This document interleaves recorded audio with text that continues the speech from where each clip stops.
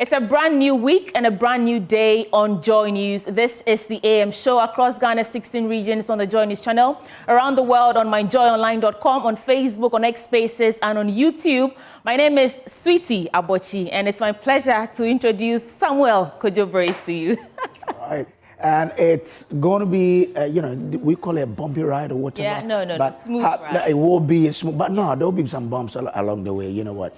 But one thing you can be assured of is that just like the energy you see on the street when you are driving to the workplace at dawn, you see that, look, whatever be the case, you have to be positive. Because someone is standing somewhere, he is ready to achieve whatever he wants to achieve today. He is of positive energy. That's what you need to drive your day today. Okay. So let that fuel your day and go ahead and achieve greatness. You said it, preacher. Let's get into what exactly is coming up in this 4-hour package for you, the AM show. Of course, we'll start with the AM news, bringing you all the intricate details of stories in and around the country. And the AM sports comes right after on the news belt. And then we get into the conversations proper. And who's joining us for news review, Kojo? Well, we have Victoria Bright, entrepreneur and legal practitioner. She'll be joining us. Also, Mustafa Gbande is Deputy Director of Operations Presidency and also the Deputy General Secretary of the governing NDC. Haruna Mohammed is Deputy General Secretary of the NPP. So it's the meeting of Deputy General Secretaries. Then we move on to the big stories. So for our big stories this morning, the very first conversation would be a look at that government's decision not to renew the youth employment contract with Zoomlion. And this is following a petition by investigative journalist and author Manasseh Azure. Government also says they will increase super fees, another sticking point around this controversial Zoomlion contract. But the company says the contract died a natural death and they are ready to compete in any subsequent procurement processes. So, of course, we'll engage Manasseh Azure. But that's not all. We have something coming from Asante as well.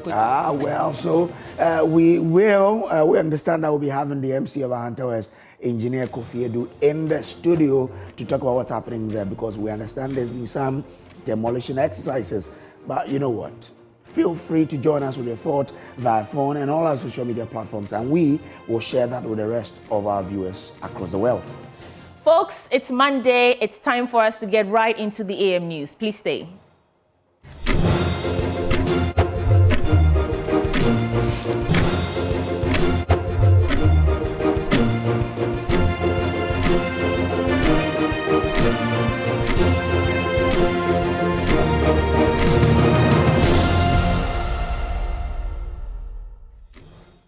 Welcome to the AM News, and I'm Sweetie Abochi. Details now.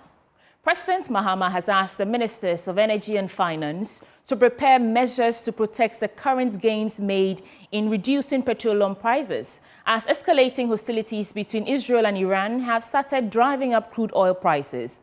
Speaking during his thank you tour in the Savannah region, he said that despite progress in stabilizing the economy, Ghana is not immune to the shocks of global events. Despite the work we have done in stabilizing the economy, Ghana is not immune from the shocks of global events.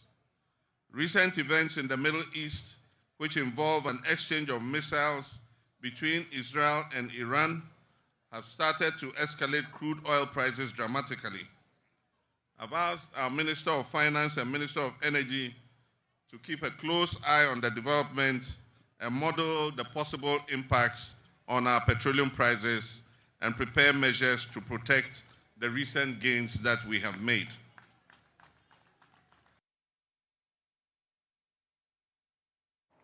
The President assured the residents of the Savannah region that the Damongo water supply system will soon come on stream, stating that all the designs are ready and that funding from the European Union has been secured.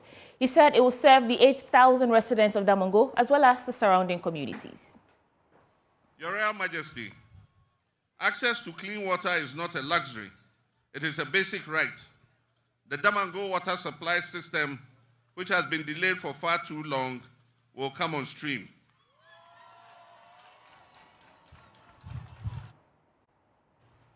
We have all the designs ready and have been offered funding by the European Union to execute the project.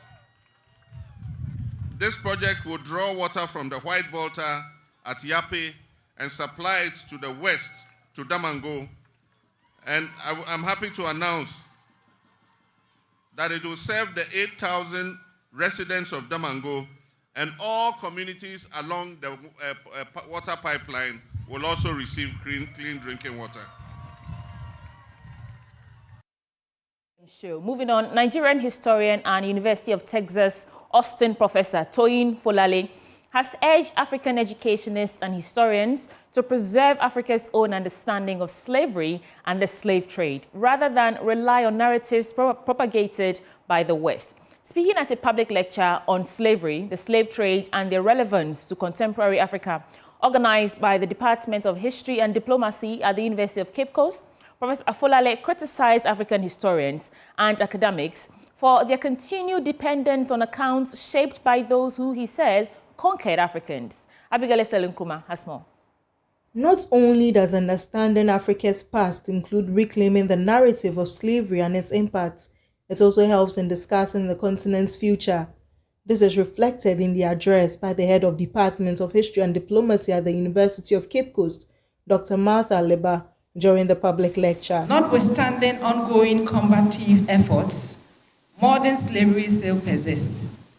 It has been estimated that out of 50 million persons across the globe who had been involved in modern slavery as of 2021, 51% were females and the remaining 46% males. Africa constituted 14% of the total global population of modern slavery, with a total of 6.04 million individuals, representing 12% of the world's enslaved population, trafficked within and from the sub-Saharan Africa. Although we have heard, read, and seen so much about slavery and the slave trade, I believe there's more to learn. The chairman of the lecture and provost of the College of Education Studies at the University of Cape Coast, Professor Douglas Ejay, highlighted the significance of the theme.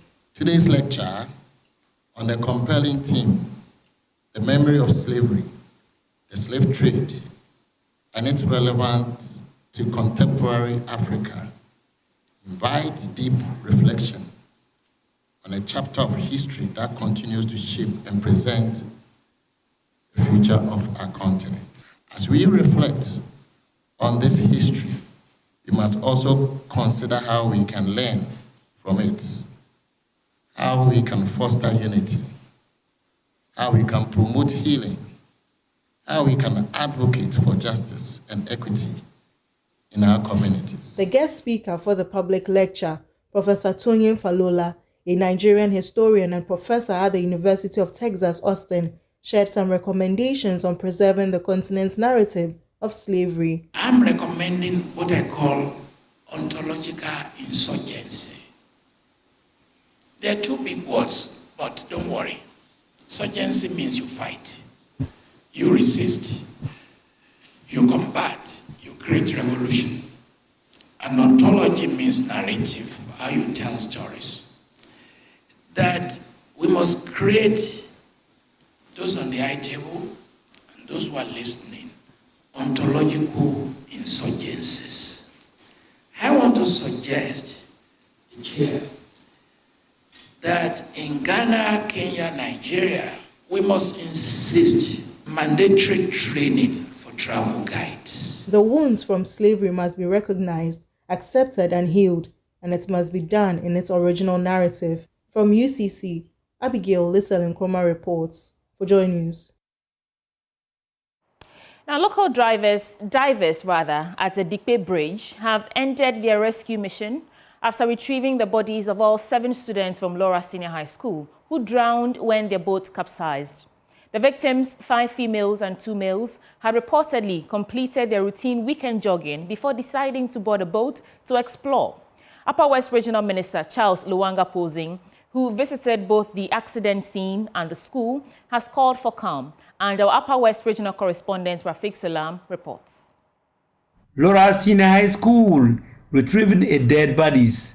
7 students drowned and all retrieved by local divers.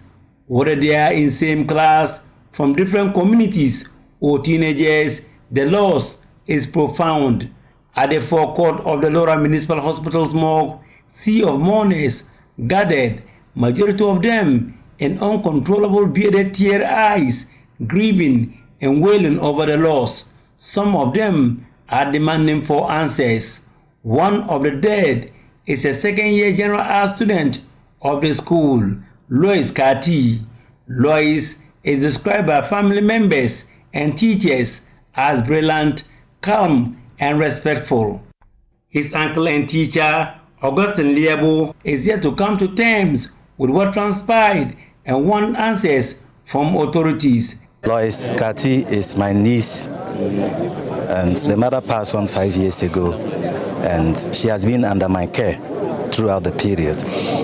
Unfortunately, yesterday I was called on phone that there was this tragic issue in the school. I arrived to realize that it wasn't in the school, but rather at the riverside.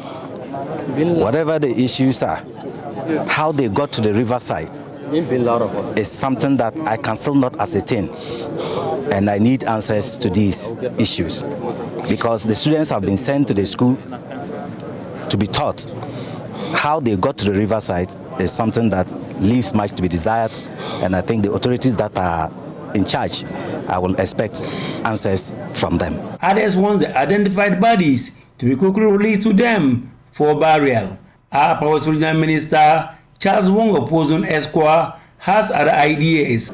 Unfortunately, it's a tragic day. We're not supposed to meet today on a Sunday to be discussing the passing of our children. All I can say is that it's the Almighty God that gives and He takes.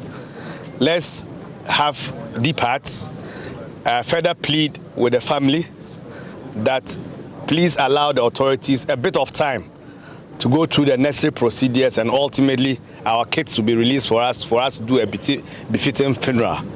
16 members of the school's cadet went on their routine weekend jogging. 10 of them decided to go for a boat ride at the Dipe River, one of the tributaries of the Black Volta, according to Primus Baru, who took over as headmaster exactly a week ago. According to my cadet organizer and the patron, they wanted to also explore. And in the course of the event, in fact, before they set off, according to their leader, before they set off, the water started entering the boat.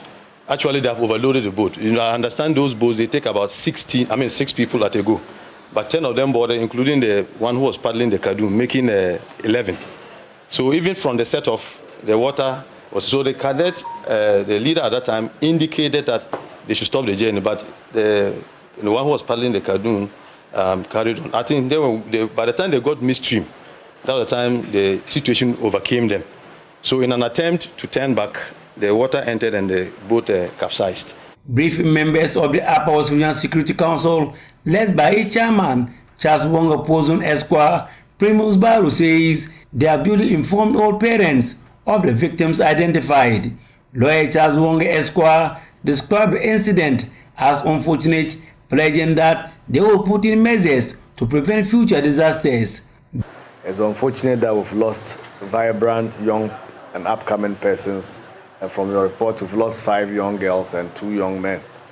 It is our prayer that the families will accept it, the school will accept it, and then all of us will accept the situation, whilst government looks further in terms of what we will do on the water, which is something that we know often than not people like take adventure or intend to cross to the other side. The post-work members later visited the Lora Senior High School to console the staff and students over the loss of their colleagues. Some students shared memories about their departed colleagues.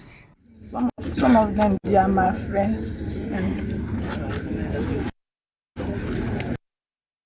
So how do you feel losing them? I feel so sad for them. We were praying for people that we always play with. We are only learning mates, but now if you tell me, we can't find none of them. The RECSEC members earlier called on the paramount chief of Laura to brief him on the issue. Behind me is the mortuary for the Laura Hospital, where we are told that the 7 bodies that were retrieved have now been kept. We are told that investigations are ongoing, and then once they are able to finish with the investigation, they will release the bodies to the families. The situation in Lora is not that of the best. The people are in some mood. They are grieving over the lost. Reporting for Joy News, Rafik Salam, Laura. Rather sad notes. Let's get straight into our business update now with Samuel Kujibris.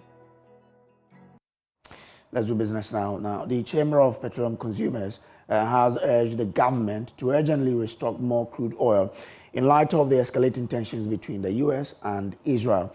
COPEC believes that this strategic move would help cushion consumers from potential price hikes and minimize the impact on the economy. Speaking to Joy Business, Executive Secretary of COPEC, Duncan Amwa, stated that by restocking crude oil, the government can help stabilize fuel supplies and mitigate the impact of price increases on consumers.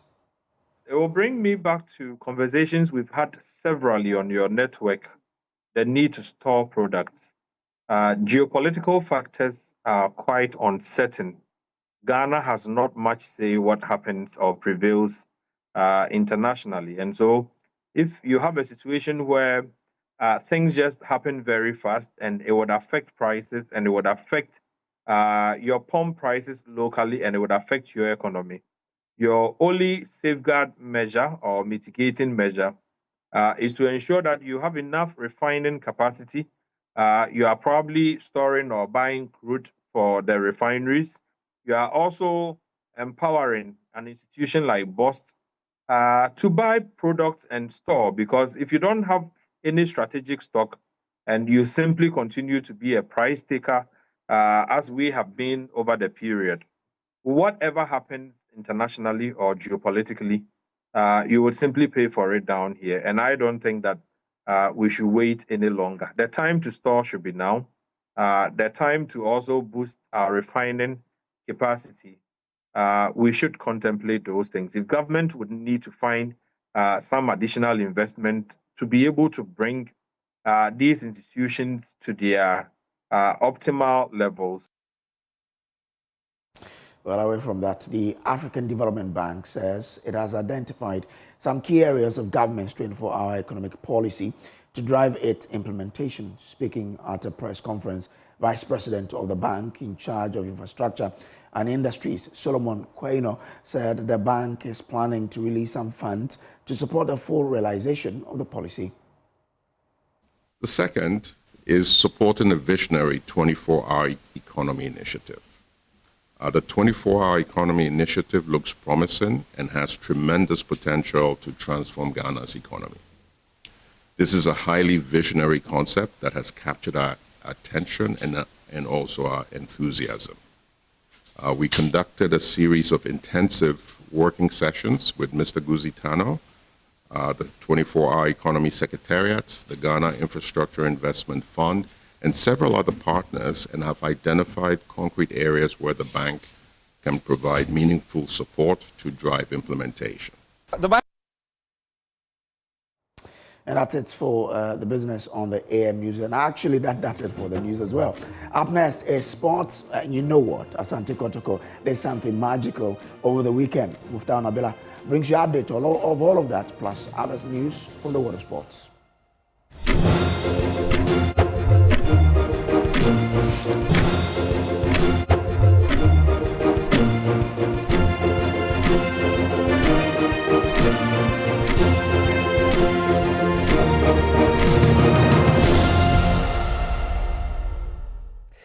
Good morning, welcome to AM Sports. I am Muftao Nabila Abdullahi. Kumasi Asante Kotoko secured their 10th FA Cup title after defeating Golden Kick by 2-1 at the University of Ghana Sports Stadium. The Porcupine Warriors, who prior to this contest hadn't won the competition since October 2017, secured the victory, and that means that they were representing Ghana in this year's CAF Confederation Cup.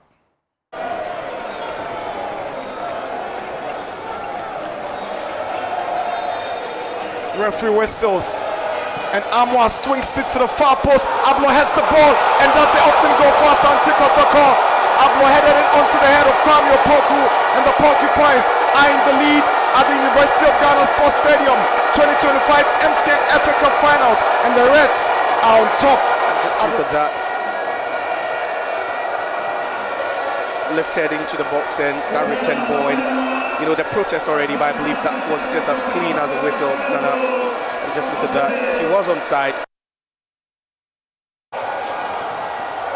Poyeboa has a good left foot, but he lifts it again. He bends one, and it's a stunner.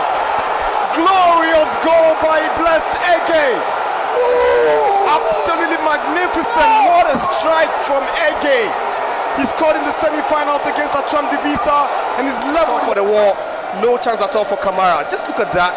Technique, accuracy on point. And this is a goal worthy to be scored in the final. And they look stunned, Kumasi Asante Kotoko. Gives away possession, entry. Opoku goes down. There's a shout for a penalty, and Adari has whistled for a penalty. Interesting. Action is taken. And that was it. That was it. I think that was a clean save over there. He had his Kelvin Kofi Saba. Kwame Opoku scores beautifully. Cheeky goal. And this might just be the goal that sends Kotoko into continental club football next season. It's Opoku on the double. Kotoko 2, Golden Kick 1. Finesse with which he hit that one. Just look at that. So simple. Saba. His colleagues, and then we will have the fanfare. So, ladies and gentlemen, the FA Cup champions, Kumasi Asante Kotoko. Wow, Kumasi Asante Kotoko. A perfect ending to Kumasi Asante Kotoko.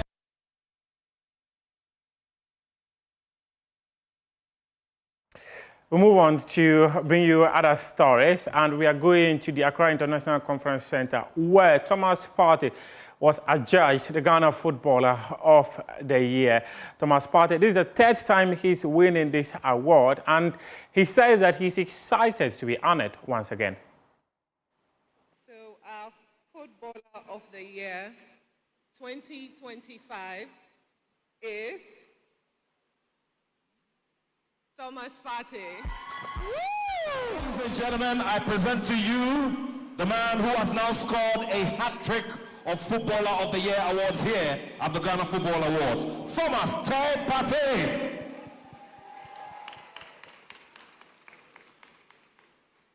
First of all, I want to say thank you to the organizers.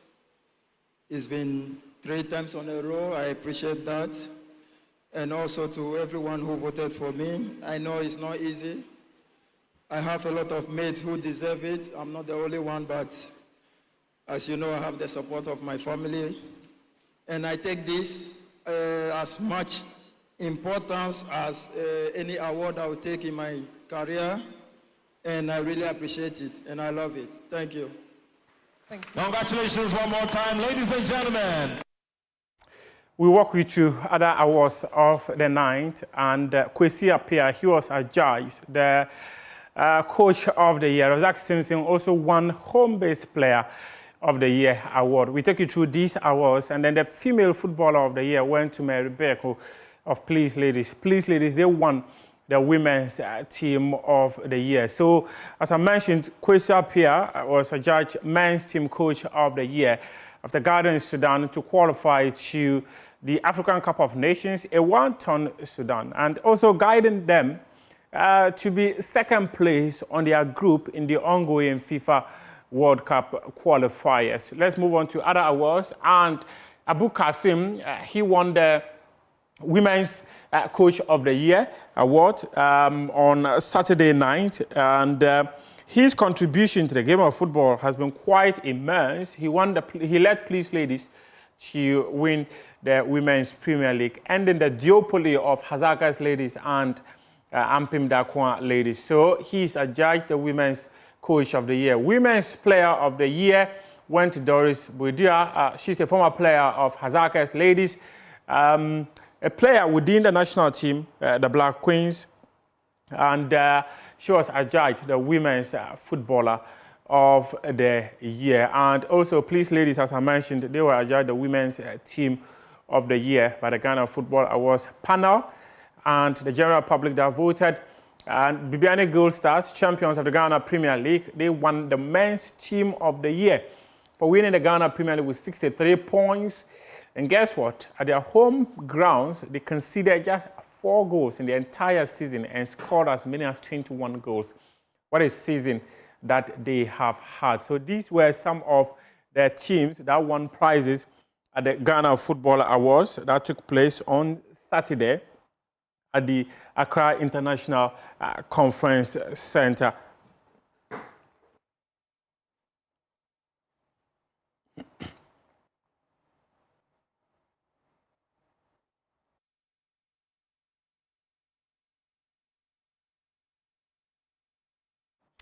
Naso, they are champions of the Thomas Partey tournament, the second edition. It took place at the Tuba Park, and my colleague, Elon Benand, the Fiamakwa, was there and has details in this report. A total of 12 teams took part in the competition, all vying for the $1,000 cash prize. The tournament also served as a platform for young players to showcase their talents in front of local and international scouts who were in attendance. Naso and the Wise 11 booked their place in the final after dramatic semi-final victories. Naso edged past Field Masters 2-1, while the Wise 11 triumphed 6-5 on penalties against Sporting Club.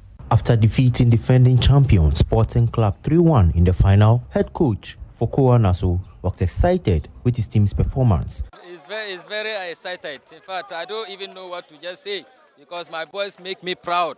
This is my first time to witness this type of tournament. I'm very, very happy for that. Yeah. In fact, this is my first time to witness this tournament, and I'm very, very excited with the organizers. They should just keep it up. I hope that next year by this time it will be more than this. Yeah. Public Relations Officer for Thomas Partey, Samuel Ziga, expressed his satisfaction with how the event unfolded. I said it's been massive. Massive improvement on what we experienced last year. Having the main man himself, Thomas Partey, here was a massive boost. The players, coaches, the supporters, everyone was happy to have Thomas here to grace this special occasion. This is just the second edition, and I must say it's impressive. I love how Ghanaians put their support behind Thomas Partey. This is a project on his heart. He wants to help Mother Ghana, and this is a small way of helping the young ones who want to be professional footballers someday. This tournament has come to stay. It keeps getting better, and I'm expecting to have an excellent one in the third edition. The next edition of the Thomas Partey tournament will take place in December.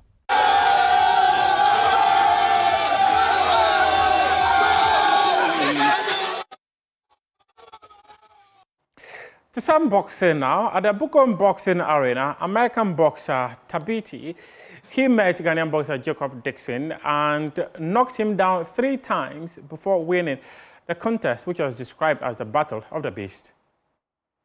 You can never go wrong with Shatawale's music in Bukom, and Friday night proved why. When the fight started, it was every bit of what was promised.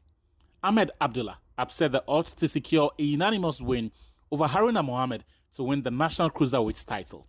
It was a test of endurance and power amidst the rains, as it poured down in torrents. Spurred by the energetic crowd, both fighters got into a wild swinging contest when the fight resumed. But it was Abdullah who connected a lethal right hook, sending the champion to the canvas. Boxing can be a brutal, merciless sport, and on Friday night, Joseph Saki found out the hard way. He struggled against Abdul Khan, and not even the sticker of the charismatic preacher Adum Chedua could save him from the canvas. For the fans, though, it was pure entertainment. If that was entertaining, what followed was even better. Theophilus Nikpakpo Alote defeated Daniel Gosh to win the WBO African Bantamweight title. Billed as one of the main fights on the American and Legacy Rise Sports Battle of the Beast, Alote produced a brilliant mix of power, endurance, and a clinic on how to deliver a million right hooks in a microsecond.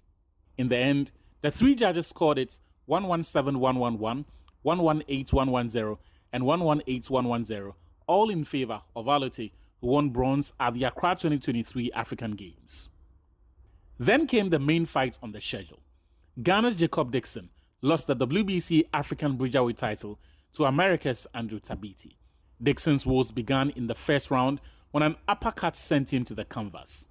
There was more punishment for him as Tabiti, once trained under Floyd Mayweather Sr., worked him with powerful body shots to open him up before connecting a flurry of punches to different parts of his head.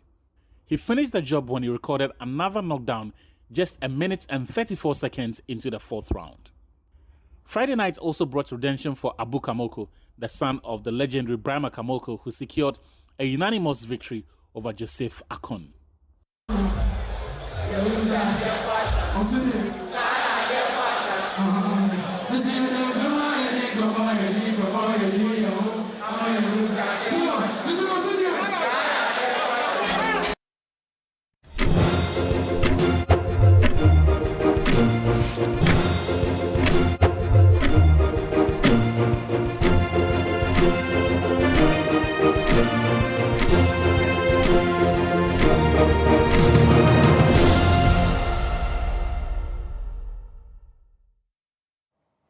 Well, welcome back to the show. Let's now go into the papers. But just before, the AM show is brought to you by Whaley Properties. Are you thinking of a rewarding investment you can engage in? Whaley Company Limited is your preferred choice for such investment. Whaley Company Limited is a real estate company with several developments to its credits in Accra. I invest in our new development, Willow Lane, where elegance will meet tranquility in the heart of the capital, Accra. We provide quality housing at an affordable cost and also with a flexible payment option. At Whaley Properties, we provide you 24-hour security, reliable power supply, and other social amenities to make your stay a memorable one. Give us a call on 0240 111 119 or 0504 499 999. You can visit us at www.waylead.org. That's it. Let's bring you now the news review, and we're pleased to be joined by Victoria Bright. She is an entrepreneur and legal practitioner and former legal advisor to former President John Ajikun Kufuor. And you remember the nickname of John Kufuor? He was nicknamed the Gentle Giant. Yeah, I remember so well because when I was young and he came to Aguna Kwanta and this man raised a hand, I was like, wow, this is a giant. Okay, we're also looking forward to be joined by Haruna Mohammed. He's Deputy General Secretary of the NPP. Joining us via Zoom will be Mustapha Gbande, Deputy Director of Operations at the Presidency and also Deputy General Secretary of the governing NDC. Well, so good morning to you and welcome. Thank you very much. Okay. Thank you. I love women like this. You know, she is a legal practitioner, and Sweetie will one day become a legal practitioner as well. So you have a mentor here. Are you interested in the law? You know what I'm interested in. Right. So Anyway. Before we get into the newspapers, like we do, you have about 2 minutes to walk us through your reflections on a topical issue. I think what is on my mind today is really the National Service Secretariat, the scandal. Yeah. I mean, it's just mind-boggling. The details of the fraud, the details of the theft, it's just, you know, they are just shocking. I just can't believe that people who have been put in such a position of responsibility will use their intellect to actually steal from the public purse. I mean, you've been put in a position of great responsibility to the youth of this nation. And some of these youth, they are actually under mental distress.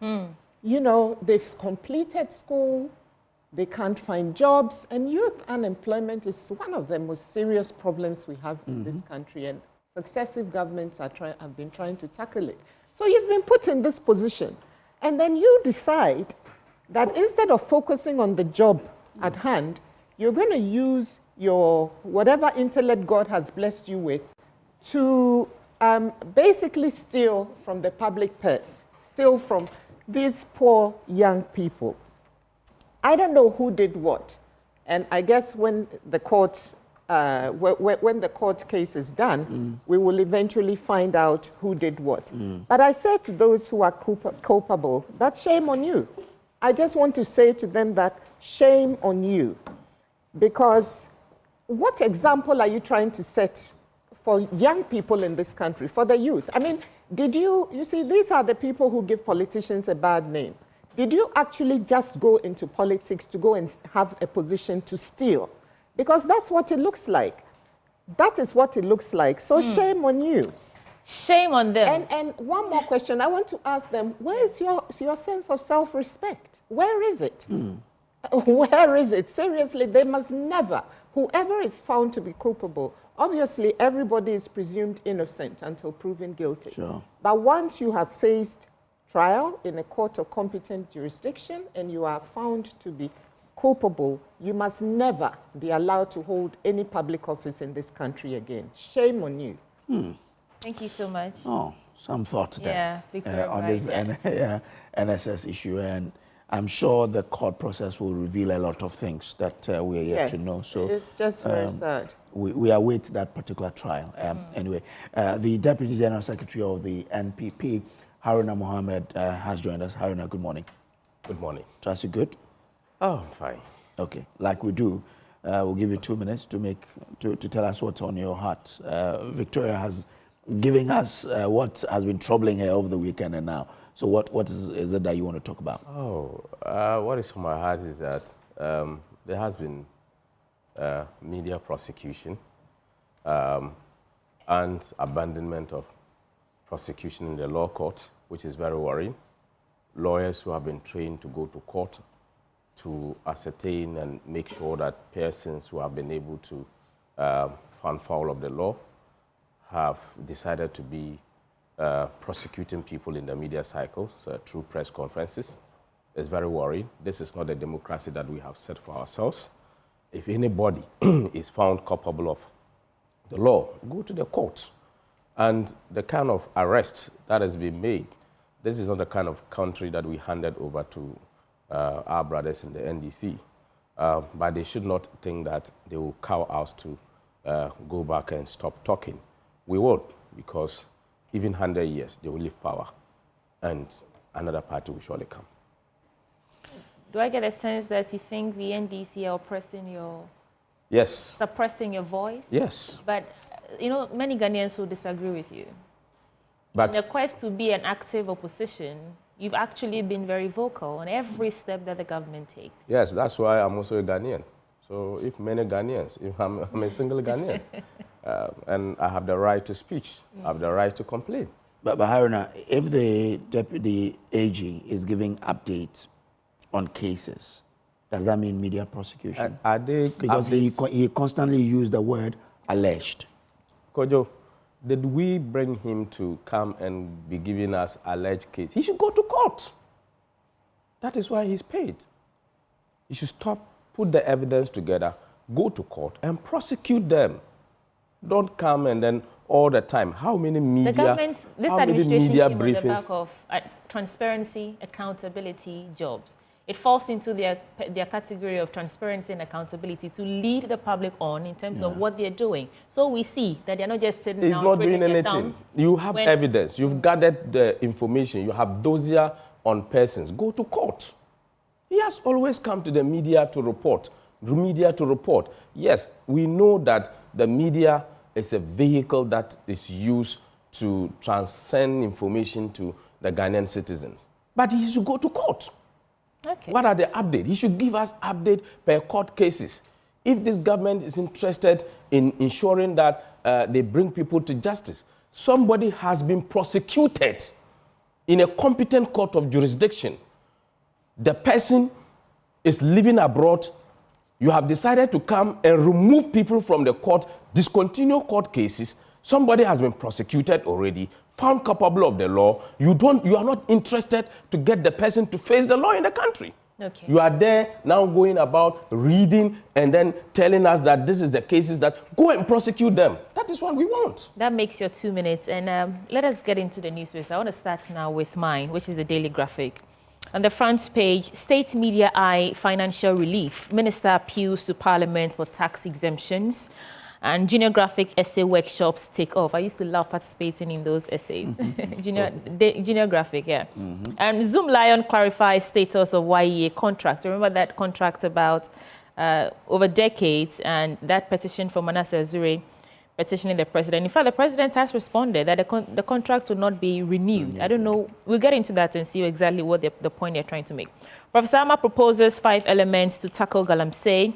And let me get into the news now. I want to start with the state media eyeing financial relief. So the Minister of State for Government Communications, Felix Kwachofosu, has called on the Ministry of Finance and the GRA to heed the request for tax exemptions for state media houses to enable them to continue providing essential public services.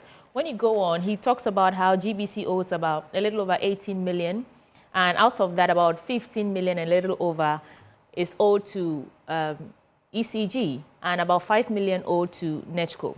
And so these are some of the issues that they are citing for which they're requesting tax exemptions and some sort of relief for state-owned media enterprises. I'll add 2 more stories and then we can begin the conversation. On the Ablekuma North results, suit at Supreme Court injuncts collation of parliamentary results. That is according to Alhaji Muntaka. So that is Interior Minister. So an application filed at the Supreme Court has injuncted the Ministry of the Interior and the National Election Security Task Force from providing security for the Electoral Commission to collate the Ablekuma North parliamentary election results. I see that you're scoffing. I'll come to you in a bit. So the Interior Minister, Alhaji Mubarak Mohammed Muntaka, made this known on the floor of Parliament last Wednesday, and the response followed an urgent question filed by the New Patriotic Party, Member of Parliament, Ochere Daniel Nana Ado Kenneth, on the specific arrangements the ministry had made to ensure the provision of adequate security for the collation and declaration of the Ablekuma North constituency. And one last, let me stay in the courts now, because the Supreme Court has overturned contempt conviction of Akwitia MP. That's another topical one. The Supreme Court has quashed the Koforidua High Court's conviction of NX Yakumi, the New Patriotic Party's Member of Parliament for Akwitia, for contempt. The Apex Court has also nullified the execution of the bench warrants issued by Justice Emmanuel Senyo Amadahe following Mr. Kumi's conviction. So as a result, Justice Amadahe has been barred from sentencing Mr. Kumi for the contempt charge. Interesting fallouts from that story. But let's get the views of our guest on this issue. I want to start with you, Haruna. Yes. What case are we making here for this Akwitia member of Akwitia MP? I hear you scoffing, so. I was in court in Koforidua when these cases were called, and it's unfortunate that the judge in the case tried as much as possible to abandon the processes that were filed by the legal counsel for NS Kumi. And in fact, our lawyer in the case was even refused to be listened to. When he rised in court to announce his representation of NS Kumi, the judge said, "I would not recognize you." He proceeded to inform the court that the processes based on the declarations and the gazette of the results for Akwitia, the irregularities that is being applied in the processes of the court was not the best, and that these are the steps that the legal counsel for NS Kumi had taken, both at the High Court and also at the Supreme Court. I am not a lawyer, but the lawyer pointed out, even though the judge had refused to hear him and said it publicly in court, that I would not hear you. He went ahead to make his case and let the judge know that these are the processes, and you cannot jump the processes and proceed to pronounce your ruling. So there were no arguments in court that day. The judge proceeded because he had already prepared his judgment, made his mind, and then pronounced NS Kumi guilty, and then said he's issuing a bench warrant for the arrest. So I was in court personally. Okay. I was in court. He nearly vented his own this thing on me on that very day because I was holding my phones, and then the kind of shout and what have you that was put on me, I knew that the judge was already having something to do. We are very grateful that the Supreme Court has listened, and adhere to the processes of the legal process that the legal counsel has put through. I think that justice must be served, and justice must be seen to be served. And that's what you see now from here. Grace, you want to... Let me bring in Bright here, because you're a lawyer yourself. If you follow this particular case, what is the learning from the legal point of view that we should all be getting from? First of all, I haven't followed the case. Okay. So, do you want a bit of background? This is about it's coming from the election. So on January 3rd, I think the High Court issued an interim injunction and preventing an Eskumi from being sworn in. But he was sworn in. Regardless of that, it became a whole issue. There was a bench warrant and he was picked up on the premises of Parliament. We saw him walking out when it was revealed that there was a bench warrant for him. And so they went to the Supreme Court to injunct that bench warrant, and now this is the fallout that we are seeing. Oh, and the Supreme Court has pushed that. Yes, I mean, at the end of the day, it's about due process, isn't it? And I'm happy that the Supreme Court has corrected it, but it shouldn't have gotten that far. I guess that's the point. It shouldn't have gotten that far. You know, it's just important that people, I don't know, I wasn't there, I don't know what's on the judge's mind, but it's important that personal views and opinions and things are set aside during, you know, in a court case. All that matters are the facts of the case and, you know, the arguments that are brought in court to support those facts and the authorities which are relied on to buttress those arguments. So I think it will be good if that is followed, and because that is due process. Whenever you introduce personal elements or other elements into it, you get the wrong result. And so for me, I'm glad that the Supreme Court has done the right thing. That's why they're there, actually, because whatever wrongs may or may not have been done in the lower courts are often corrected. If not at the Court of Appeal, then ultimately... Which is actually what this case is about. There was a U-turn by the High Court judge about not having some reason he gave, and then he had to come back and take back the decision he made earlier, which is what brought about all this. Yes, so we just need to do the right thing. I mean, you know, and set aside personal feelings and all of that. But Haruna, does the Supreme Court's ruling on this matter bring the case to a close? I guess the substantive matter is there for it to be determined. Unless I get briefing from Gary Nimaku on this particular case. But the crux of the case is that at the time that the case was filed, there were already preparations for the swearing in of the MP. And the case that was filed before the Gazette of the result. And if you read CI 127, it is very clear when cases of petitions against results of parliamentary should be done. So this was clearly being indicated by our lawyers. So they moved on the same day to go and file an ex parte. So for us, the time limit for the filing of election petition had expired. And because the results had been gazetted by then? Gazetted. And before the filing, the results was not gazetted. So you cannot be filing against an election petition when the results has not been gazetted. So it was based on a non-gazetted result. And we pointed it to the judge in the court. And he was referring to a newspaper publication and also a press conference by one of the directors of the Electoral Commission or the commissioners at the Electoral Commission. And obviously that is not the position of the law. And that is why I am very constrained in going into the details of the matter unless I am briefed by Gary Nimaku of the statutes of the case. All right. There was another story. The state's media eyeing financial relief. The Minister for Government Communications is asking GRA and the Ministry of Finance to give them some tax exemptions for state-owned media houses. And what do you think of that? Let me start with you, Victoria Bright. Well, I can understand why he's requesting that. But at the end of the day, whether the media houses are state-owned or not, they have to compete on an equal footing. You know, that's I guess that's my starting point. So I don't actually know the details of why he's asking for that. What I do know is that all the SOEs in this country, or the majority of them, have not performed in accordance with our expectations as Ghanaians. And I think successive governments have tried to do what they can to look at that. And I know that's one of the things that President Mahama has also said he's going to take a critical look at.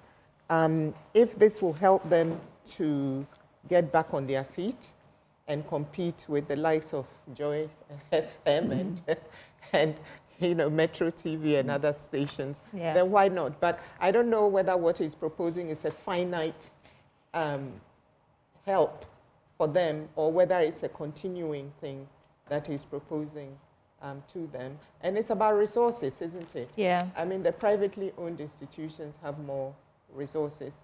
He talked about how GBC is in debt and is incapacitated, and there's unsustainable debt, there's some legacy debt. Yeah, I said 18 million. It's actually 13.77 million. Yeah.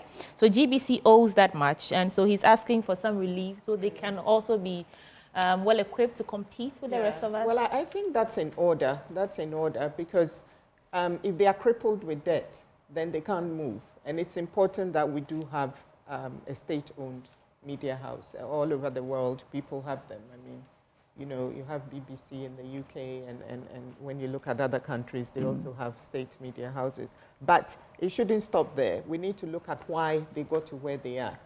Because if we don't solve that problem, you're just putting a plaster on the wound rather than actually getting to the core, the crux of the problem. So yes, they have to be, they should be helped so that they stay relevant in terms of media communications in this country. But at the same time, I think that we have to get to the causes and make sure that whatever led to them getting to that point does not happen again. All right.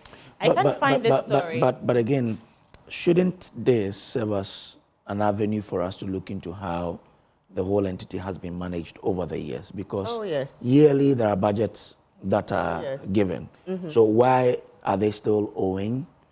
Why are we still asking for money to be pumped to them? I agree that we need to resource them, but can we then look at how the entity itself has been managed over the years? That's precisely the point, yes, that I was making. So I agree with you. We have to get to the, you can't just put a plaster on it and carry on. You know, we need to get to the core of the problem and travel the journey of how we got to where we are, to make sure that it doesn't happen again going forward. Because it would also be wrong for them to think that, okay, the deck is cleared and we can carry on, you know, business as usual, do the same thing, expecting different results, knowing that, oh, at some point in the future, another government will come and build them again. You know, no, we have to tackle the root of the problem. Haruna, I mean, tied to this story is a story in the BNFT, page 8. It says, align strategic plans with national development goals, TECPE to SOEs.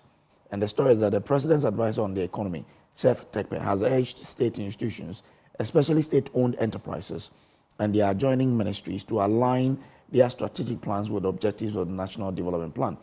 I mean, question is, we've always been telling the SOEs to be profitable. I guess the reason of tying their strategies into the National Development Plan is how they could become of use to the state and how they could be profitable. When do we move from the talk to action to ensure that these SOEs are becoming profitable? I think that first and foremost, if you look at the call by Felix Kwachi, you need to ask yourself, is the accumulation of the debt for the GBC from taxes? Are they all from taxes? No. ECG no. and NEDCO. The debts, so they no, all for example, he's calling for state media. Yeah. The tax, the amount of money he's talking about, is it from taxes? Is it from taxes? So if it's not from taxes, why would tax exemption solve the situation? We need to apply practical sense of dealing with issues in this country. First, you ask yourself, what is the resultant effect of what has happened? So either you use the fishbone diagram to be able to ascertain and get the problem-solving situation, or you use the Pareto analysis. So if you just sit down and say that they should be given a tax exemption, I know Okay. That Let me give you some context. He's saying that the Graphic Communications Group, Ghana Broadcasting Corporations, New Times Corporation, and the Ghana News Agency paid exorbitant taxes when they were importing equipment and other inputs, other critical things that were essential to the operations, and that's where a chunk of the money is coming. I don't know some of these things. You see, the state media, who buys the equipment? It's the state. Who does the tax goes to? It's the state. That's why he's asking for the tax to be waived. You see, you as a private media pays tax. The government uses it and doesn't give you some. The state media takes government budget, paying tax back to government to get the money back. We say it should still be exempted. We should have concrete management tactics. You see, you cannot overly pamper state media houses. You must ask them to get to work. That is exactly, look, continuously you give the person money and somebody is in the private media getting his own money and paying taxes and doesn't get anything from it. Somebody who gets money from those particular taxes is still continue to be pampered. I believe that we must use our brain to work. I don't think that we should continue to exempt state media on certain taxes and what have you. We should ask them to work and ensure that they are able to compete, because they take budgets, they take money, they take allocations, they take sponsorships, and they get all these particular things for free. They must work and also be very efficient, effective, and then be able to get productivity working on. In terms of the state organizations that you are, the SOEs and all those things, you see, we have not been able to align practically the issues of development to these particular SOEs. When you take the National Development Plan Commission and previously what they used to do in terms of the building of community action plans, area level plans, coming to the district development plans, and then feeding that into the National Development Plan. I think that if we are able to get the missing link and ensure that whatever the state organizations or the state enterprises are going to do, it must align with the core practical issues that concerns the people. And if that is aligned, I believe that the activities and work of the state-owned enterprises will be able to reflect in the people and be able to get them the needed productivity that they need. Okay. Still on that, Professor Michael Kwesa-White, who is the Acting Director General of the SIGA, says that, and quote, "We expect a certain level of high performance from our entities," unquote. And he's stressing that non-compliance with the performance contract will be met with sanctions, including removal of the CEO, a board member, or the entire board, and naming those deemed responsible. Way to go? Yes, absolutely. I am tired of state-owned institutions not performing in this country because they are an essential, they are there to guard our resources. Every state-owned institution is responsible for a key aspect of our national development and resources in this country. And we cannot keep going on like this, where consistently they perform badly and across the board. Yeah. You know, we can't afford to go on like this, because guess what? Hey, the world is moving on.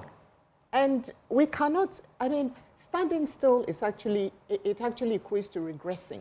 It's regression.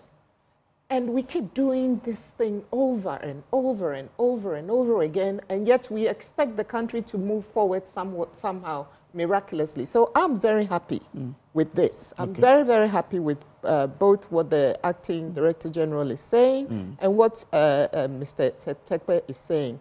There has to be some alignment. You cannot go off on a tangent and do your own thing. You can't. Otherwise, you know, I don't know whether the what do you call it? The dog is wagging the tail, or the tail is wagging the dog.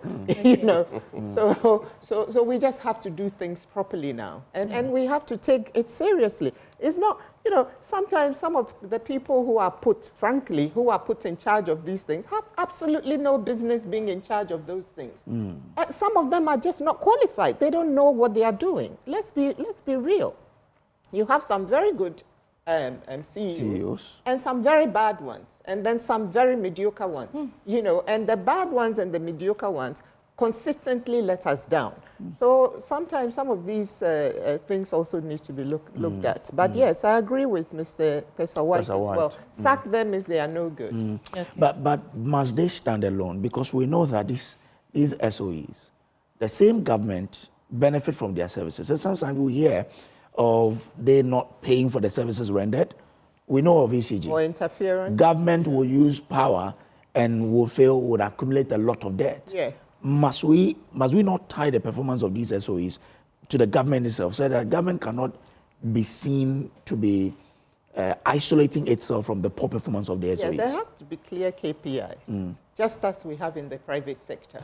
Because if you don't have KPIs, you know, people can do what they want. They set their own standards, and they, you know, it's like setting your own exam paper and marking yourself. You know, so there have to be clear KPIs, and also we have to make sure, you know, it's important that we have minimum government interference. I mean, they are state-owned institutions, so there will always be a level of government interference, but we have to look at the nature of that interference and then try and minimize it or do it in a way that will help the SOE rather than hinder them.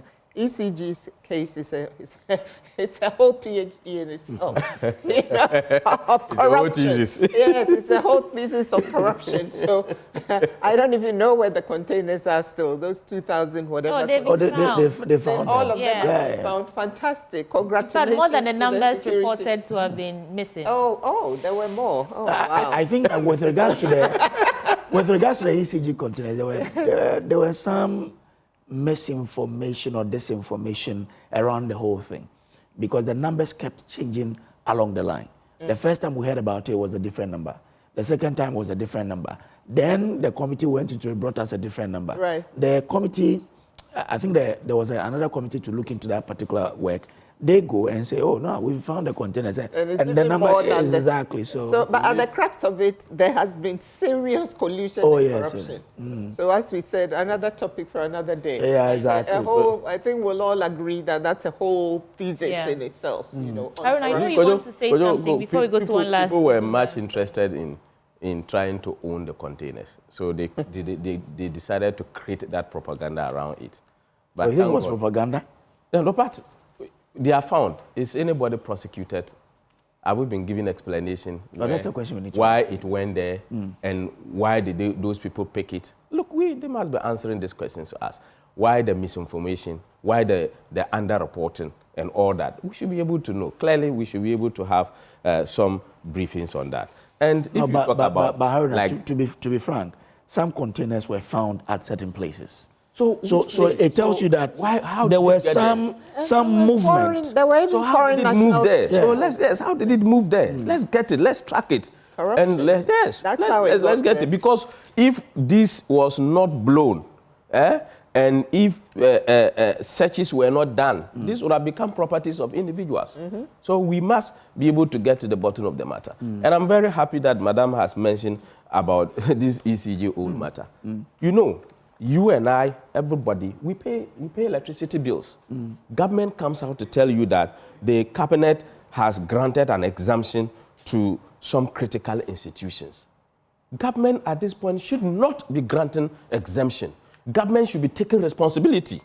Those people will consume power. You've granted them exemption. Once you grant them exemption, the power they consume, who is going to pay for it?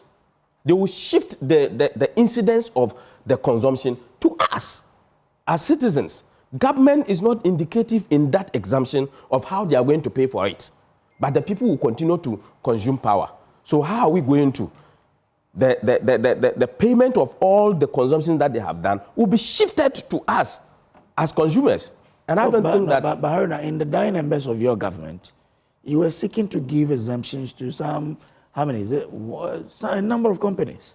How is that different from... I am not aware. We have not given exemption. I am saying that... No, hold on. It wasn't Parliament. It was just because Parliament was not, Parliament didn't get it through. We went for meters, prepaid meters for every government institution. Okay. That was what we proposed. Oh, so yours is specific to power? Power. Okay. Power.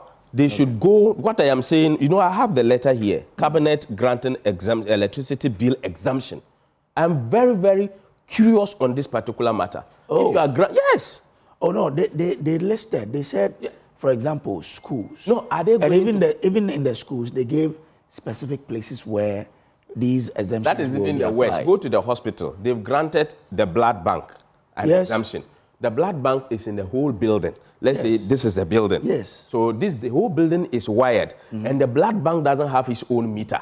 How do you exempt it? This is a story from MyJoyOnline.com, and it's November 16, 2023. Minority Caucus accuses government of giving 5.5 billion Ghana cedis worth of tax exemptions to 47 companies. I just heard you say you never... No, I'm talking about electricity bill.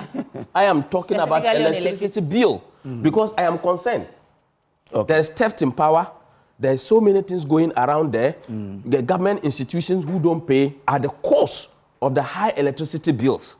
And that is why the previous government said that they should use prepaid meters. If the current or the power finishes, you would have to be forced to go and buy. But in this case, we are told that they should consume. They shouldn't pay. How is government going to pay? The cabinet approval did not indicate, meaning they will consume the power and they will shift it to us to pay. And that is why we will have high electricity tariffs and consumers will be very worried.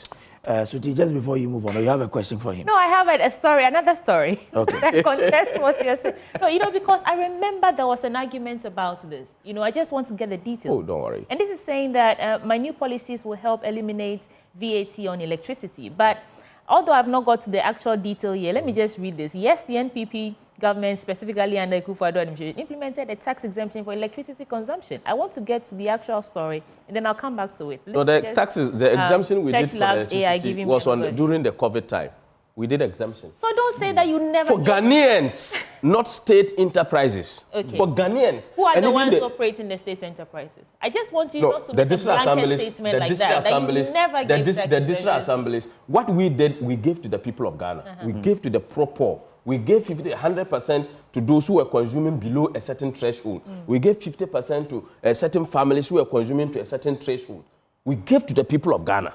We gave to the ordinary citizens because of COVID. And that's what your but in this particular did. Yes. So when this administration decides to go another way, the tangent they are going is worse. Myself and you will pay more power. Okay. Because the people are being asked that they should not pay for power, but they will consume power. Who is going to pay for it? Government cabinet approval is not indicative of how they are going to pay for the power. Okay. So yours is about making the state enterprises profitable, but government... Yes, government takes responsibility. Okay. Now, someone who's watching us says they use their politics to mess up the media houses. Government doesn't buy equipment for the state media houses. It says the media houses don't take support from government. They pay their own salaries, and he names one media house, and pay dividends to the state. So I disagree. Let me give you one example. The person is bringing in. Let me give you one example. Radio Savannah in Tamale. It's a GBC station. You know Makoyongo. Makoyongo, when they were importing the equipment for Radio Savannah, which was a GBC station, added his own. You know he went before Public Accounts Committee. And that was where, you remember the word, I cannot remember. That was where he used it. Okay. His equipment were added to the government, the equipment that was imported for the Ghana Broadcasting Corporation, Radio Savannah in Tamale. If he says government doesn't buy equipment for state owning, I disagree. So the thing is, we have to move on and spend the time and get many stories in as possible. So there's this story on myjoyonline.com. I'm sure we'll populate it on the screen for you, but I have the actual details of that statement in the daily graphic. So I'll summarize it for you. So Zoomlion wishes to clarify the following for the general public, media, or stakeholders about information circulating in the media, public domain, about the contract. One, contract simply reached natural expiration. It wasn't cancelled. It died a natural death. That's what they're saying. Secondly, they're saying there's full support for competitive procurement. The letter from the presidency highlighted that the government intends to implement a competitive procurement process. They are saying they're in full support of that. And so that's what you're seeing on your screen right now. I'm just summarizing. And the third point they're making is that they're committed to their workers and their sanitation goals. They say that they are commending the government's stated objective for improving the remuneration of sweepers and frontline sanitation workers as part of the ongoing sector reforms. They have no qualms with that. And they're welcoming accountability measures and reaffirming commitment to Ghana. They go on to say on the Pan-African recognition, their Pan-African recognition underscores their impact. Of course, they've been helping Ghanaians clean our streets for nearly 2 decades now. So they're saying that they have some recognition which speaks to their impact. And finally, and let me just read this. In alignment with the reset agenda of the government of the President John Dramani Mahama, focused on rebuilding equity sustainability, Zoomlion Ghana reaffirms its steadfast. So basically, they're just committing. They're saying nothing controversial. I don't know who exactly said that the contract was terminated. I think the rhetoric, everything I've heard so far is that it died a natural death. So this is just some clarification on that. But let's get into the meat of that story proper. There's issues of overbilling, taking about 800 and something Ghana cedis from government and paying the workers 200 or 300 Ghana cedis something.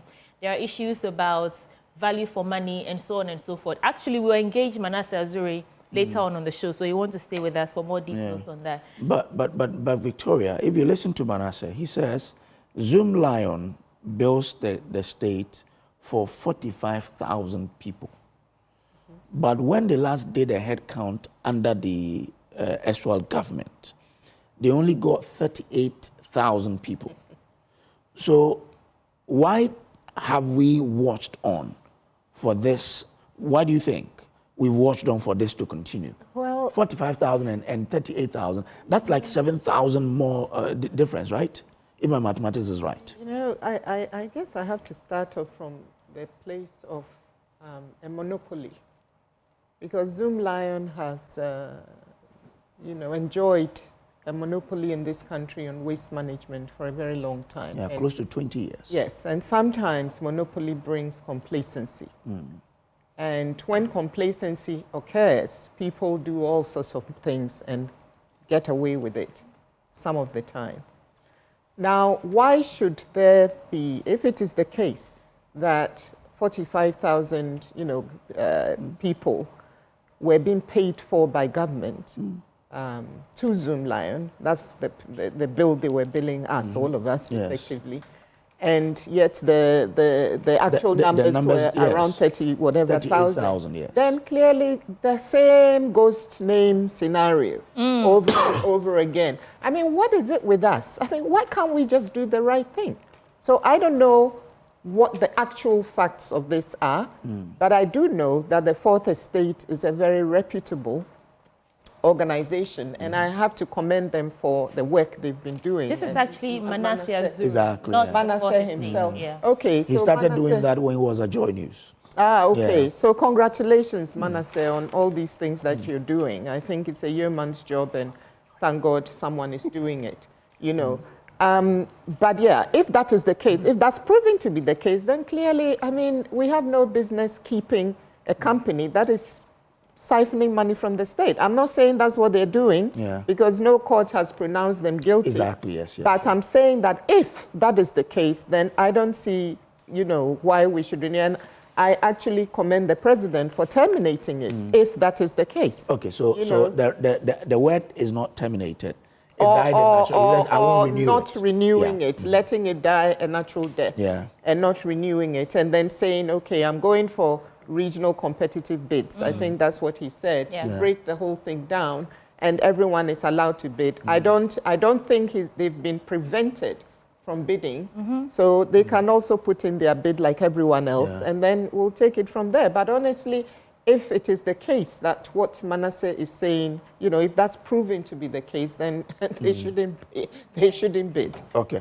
At least they now have contracts all over Africa, thanks to Ghana. Yeah. So, it's not like they're going to go out of business or anything. So, but let me still stay with you and help us understand this. We know the contract expired actually last year, but we've still held on. We still pay them. Is it normal in contractual terms that when a contract expires, we can still hold on to it and be paying them for the work done? I mean, look, when your contract expires, it depends on the terms of the contract. Okay. Because sometimes you can have fixed-term contracts, you can have open-ended contracts with termination provisions built in. And you can also have rolling contracts that if they expire, as long as nothing is done, it keeps going on. Okay. So it depends. I don't know what the actual details of their contract says, but if it is the case that it's been terminated or the contract has naturally expired and there are no extension provisions, then question mark, why is the state, or why did the state continue to pay them and not do anything about it? Okay. I mean, were they in talks to renew, or they just left it and just kept paying? So from the education I've had over the weekend through Manasseh, even some time ago, before Justin Kodia became the boss of YEA, the contract expired for like 2 years or so, but they were still on. No, so I think it was a 19-year contract. Maybe it depends on the terms, as you've explained. Right. Whether there's a rolling, even if it expires, we'll roll it until something happens or whatever. I think I'll be able to help. I've worked with Justin Kodia. Okay. I've worked with YEA, and I know more about this particular contract. That would be I think helpful. that Manasseh's point is that the sweepers are being underpaid. Yes. Yes. And he thinks that the terms in the contract for the management fees and what is given to those who are sweeping on the street is something to write. It's nothing to write home about. It cannot take them home. That is Manasseh's core point. That you cannot give so much to an entity, and very less is given to the person that takes away, does execute the work. And I think that Manasseh has done this very consistently. During our time, Manasseh's work had helped my boss, my current boss, the General Secretary, who was the CEO at that time, to be able to revise the terms of the contract. He mentioned. So, in fact, the contract is not a long-term contract. It is a contract that has terminal expirations. Okay. And at any point in time, you have the opportunity to revise and renew the contract. So payment systems were moved from one stage to the other. I cannot remember the amounts, but I know that before we left, it was the payment was somewhere 258 or so Ghana cedis too. But when we came, it was 80 Ghana cedis that were being paid to the people. So, but still, Manasseh still found that he thinks that the money that is paid to the people is still less. So as at March 2024, the MPP government refused to renew the contract. The point here is renew. So the proposal that were put across was that we needed to have a competitive tendering so that anybody at all who has the requisite qualifications to do sanitation business can also apply. So in the current circumstances that the NDC government is putting through was the reason why in September the contract was not renewed. And in fact, I can tell you that there were processes that were put through to ensure that other companies comes in and it is put on regional basis. We had meetings, management meetings on this matter, and that was why the contract was not renewed.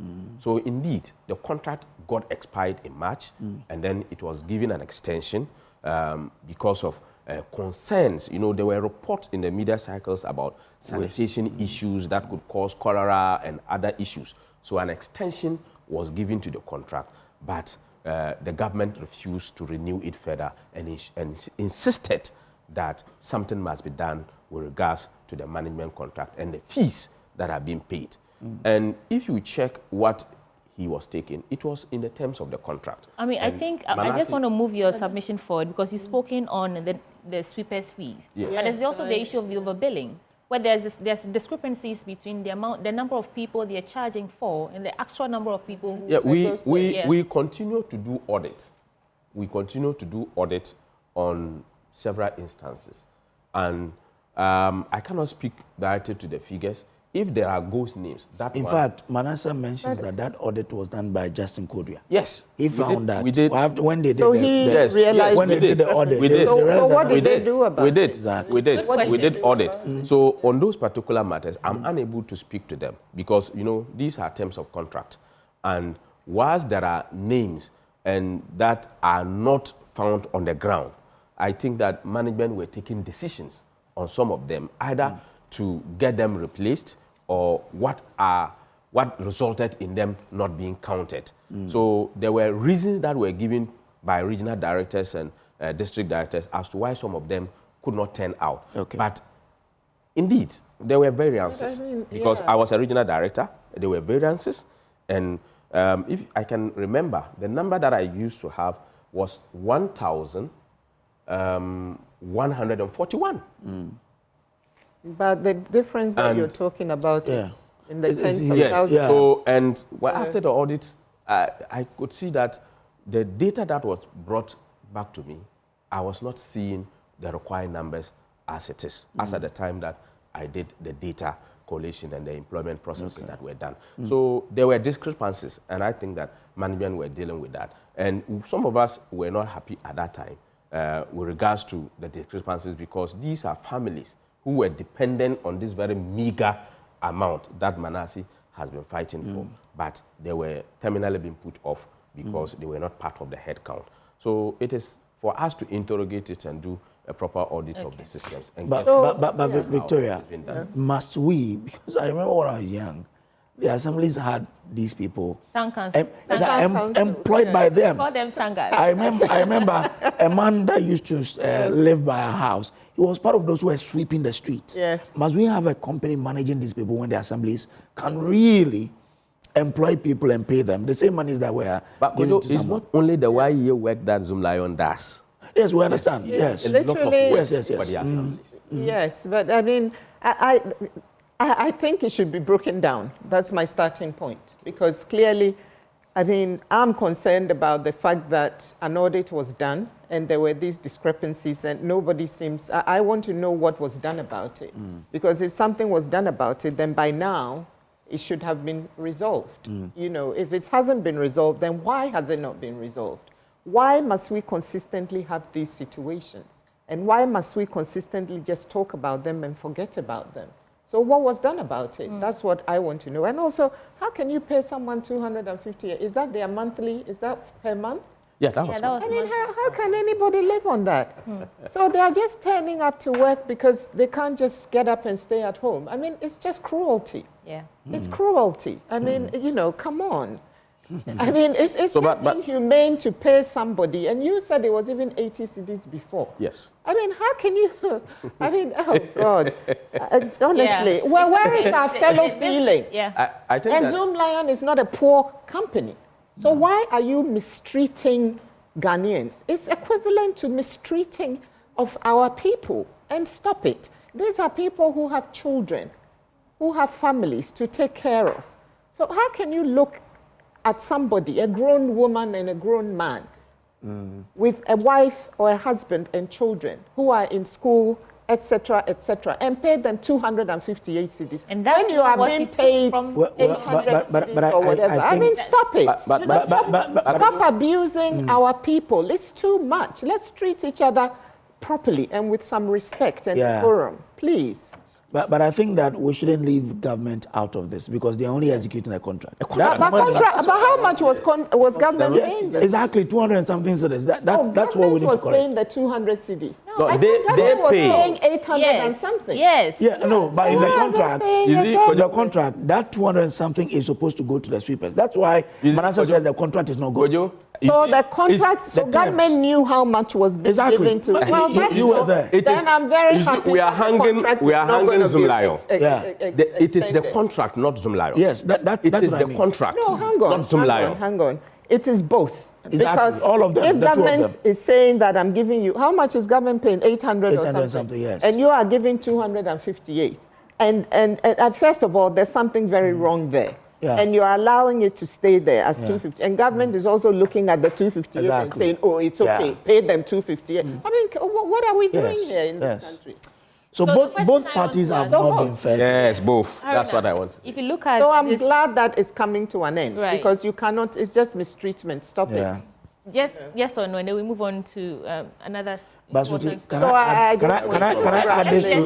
add this to it because I really Victoria the president for was asking for the various we contracts stopped that it first. they have. And insisted. According to Manasseh, you know when the containers that we lift, where we dump the rubbish and then they lift, that's one different contract. Then there is the dump site management, where they will go and put that's also another different contract. Oh, I see. Then there is fumigation contract as well. So there are 3 heads of contract. And all is with the Asante. It's only the And it supers all that is borders on sanitation, which is what you gave me that context. So the question is, over nearly 2 decades of Zoomlion in operation, taking care of sanitation in this country, how would you assess them? Have they done a good job, would you say? If you ask me, he's a great entrepreneur. Sanitation issues are very critical to all of us. No matter what the contract says, how the people are being catered, Zoomlion has also created much impact. Value for money. Would you say that we got value for money? Unless I do a very proper audit for that, I cannot sit here. I have had issues with the contract, just as we are explaining, because the contract is executed between 2 persons. You sit down to agree on prices, and the person moves on to implement what you have agreed. And if he does so and you don't agree, you can call back the contract, because there are always clauses for you to call back and then renegotiate some of the terms of the contract. And that was why the former government has stopped the contract and had renegotiated some part. And then even the same thing, Manasseh still finds that the cost, the cost are still low. So I think that for value for money, I cannot straightforward answer that. But Zoomlion has also created something. We did a series last year, Filth Exhibition. Almost everywhere I went to speak to people, they tell you, we have no bins. So it was a problem. So there are sweepers, they were in charge of putting bins at vantage points so that people can pour their rubbish inside so they come and take it. That was not happening. And so if you look at the number of issues that plagues the whole sanitation issue around this country, I don't think that they did as much as they could have done for us. Is it, you know, Shuti, if you go as much as they could have done. Because I went out there, I can't give them a number. But I went out there and spoke to people where Zoomlion was supposed to have bins, and the bins were non-existent. Where people were supposed to come and sweep our streets, the market, they were not there. And so the entire series, Kojo, I don't know if you went out yourself. Oh, yes. Youth exhibition. But it was always no bins, no sweepers. We are paying, people privately to come and pay for us. Some of the things on you. Sweetie, the thing is that some of the assemblies spent extra money. Yes. To lift these containers that Zoomlion was being paid to lift. Because the refuse, piles up so much that the assembly cannot sit there and watch on. They have to as much as I can't give you a quantitative assessment, I can give you a qualitative assessment. Because I've been on the ground. With what my eyes saw, they could have done more. But yeah, they could have done more. But Sweetie, if I come and pay for 1 hour to do a program, and the program gets interested, and then 1 hour we cut off, people get dissatisfied, will you blame Joy? You will blame the person who goes to buy the 1 hour. Okay? If government says Zoomlion produce 20 bins, and he produces 20 bins and you need 1,000 bins, can you blame Zoomlion?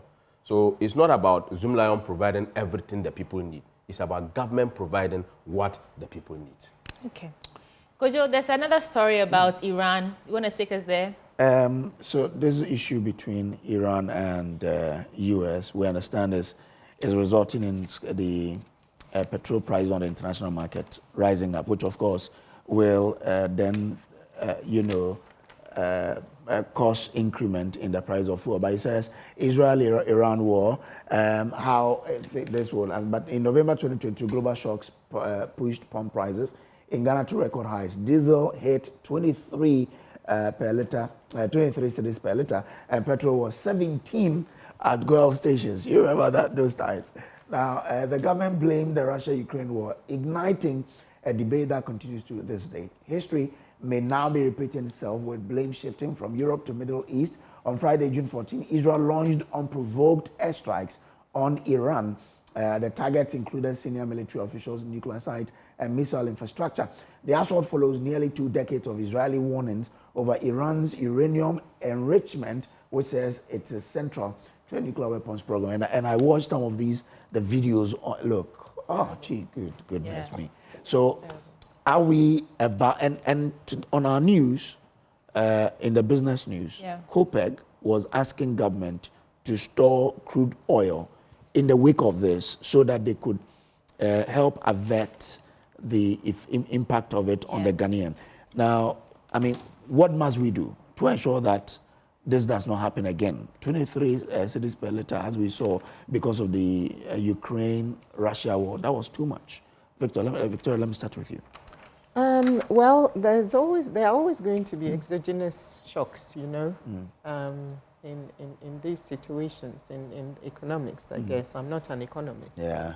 I know that sometimes you have black swan events, and when that happens, there's nothing you can do, like this. I mean, so it's important that we protect ourselves as much as possible, and not to erode in the gains that we've had in the city, because if that happens, it affects all of us. We don't want to go back to 17 cedis per liter or 20 cedis or whatever. We really don't, because it affects everybody, from the kinky seller to the person, the executive sitting in their air-conditioned office. So I think the central bank, the Ministry of Finance, and the Energy Ministry, will, together with the presidency, will have to work together to shore up our reserves and just do whatever they can to protect our currency. Tied to that is that 1 cedi fuel levy that has been postponed. Minorities saying cancel, don't postpone. How does that even, I mean, the context of what we're seeing right now, since we are not immune to global shocks, where do we even begin to see lights with this 1 cedi levy? Should we completely throw it away? Well, because we can't control the market? Well, I think the underlying reasons why the 1 cedi levy was introduced are still there. You know, the fact is that the 68 billion won't go away. The fact is that this year we have the discrepancy of 1.2 billion, et cetera, and it's growing. So these things are still there. So we still need the 1 cedi? We still need something, yes, we still need it. Okay. What I would say, though, is that I'm happy that the president has been proactive in addressing this, because if he had then brought the levy in or made it effective, operational, it would have affected us a lot because of what's happening outside our control. So whether it's going to be parked or whether it's going to be reintroduced, I guess the jury is still out on that. But we do need, if I mean, the minority is saying don't do it, but what is the solution? You know, I mean, when I was working for President Kufuor, you can't just say you can't do something. You have to come with a solution. Actually, they have. They've proposed a number of solutions. You're talking about moving from thermal to renewable sources of energy. Oh, but they had a press conference. I remember they listed a number of things. I mean, renewable energy, yes. That's where the world is headed, right? But it takes time to put these things in place. And I don't know whether we can ever get into a situation, and I'm talking not just about Ghana, where the only source of energy is renewables. I mean, that is unrealistic. And even if it's going to happen, it's not anytime soon. And look at the stock of renewables that we have. I guess thermal is not even enough. I mean, most of our thing is still, you know, so it's still liquid fuel. So we just need to be a bit realistic and look at things within our context and do what works for us as a nation. Because sometimes things look good on paper, but the implementation of those things, there has to be a sense of realism. And it's fine to have objectives. It's fine to have things that we aspire to and work towards those things. But between now and when we achieve those things, the reality is still there. You know. Maybe someone is asking, how will the Iran and Israel war affect us? The reason it will is that when you watch the bombings, some of them are directed at the oil and gas installations. When that happens, it means that they are depleting their stocks, and that would obviously affect prices, because then there will be less supply on the market with much more money chasing it. Even if they don't target the oil fields, global supply chain will be affected. Movement of crude and what have you. And this has come to expose the NDC. that when we were talking about the Russian-Ukraine war, that is affecting global supply chain and other matters that were being confronted the nation, and that cost prices of items, just as you have mentioned about the 17 and 23. This was as a result of shocks. They said that it could not. Today, they are speaking the truth and telling the people of Ghana in their face that this will affect prices and what have you. I want to disagree a bit that the president was proactive. The president was reactive. Reactive in the sense that he had the opportunity to work for 3 months on a budget that was prepared for him. And he had the opportunity to study all the government agencies and departments and to put forward a budget. He had the handset to know the debt that is accumulated to every public institution. And the president, in presenting his budget to the good people of Ghana, did not in anywhere in the budget indicated of that one Ghana city. The government was fully prepared for his revenue, how he's going to raise his revenue. Everything about that budget was being prepared and submitted. The one Ghana city is an afterthought. It's a reactive situation. It is a situation that is embedded on lies, propaganda, and making sure that they are putting hardship on the people of Ghana. We have said that they were celebrating that because of the CD, because of that. Now the CD is still the same what it is. But because of the world crude oil prices, it has changed. When we were there and the amount of money that when we were leaving power, how much was it? It was 14 point something cedis. How much was crude in the international market? It was 80.53. How much is crude when the price was reduced? 64.5.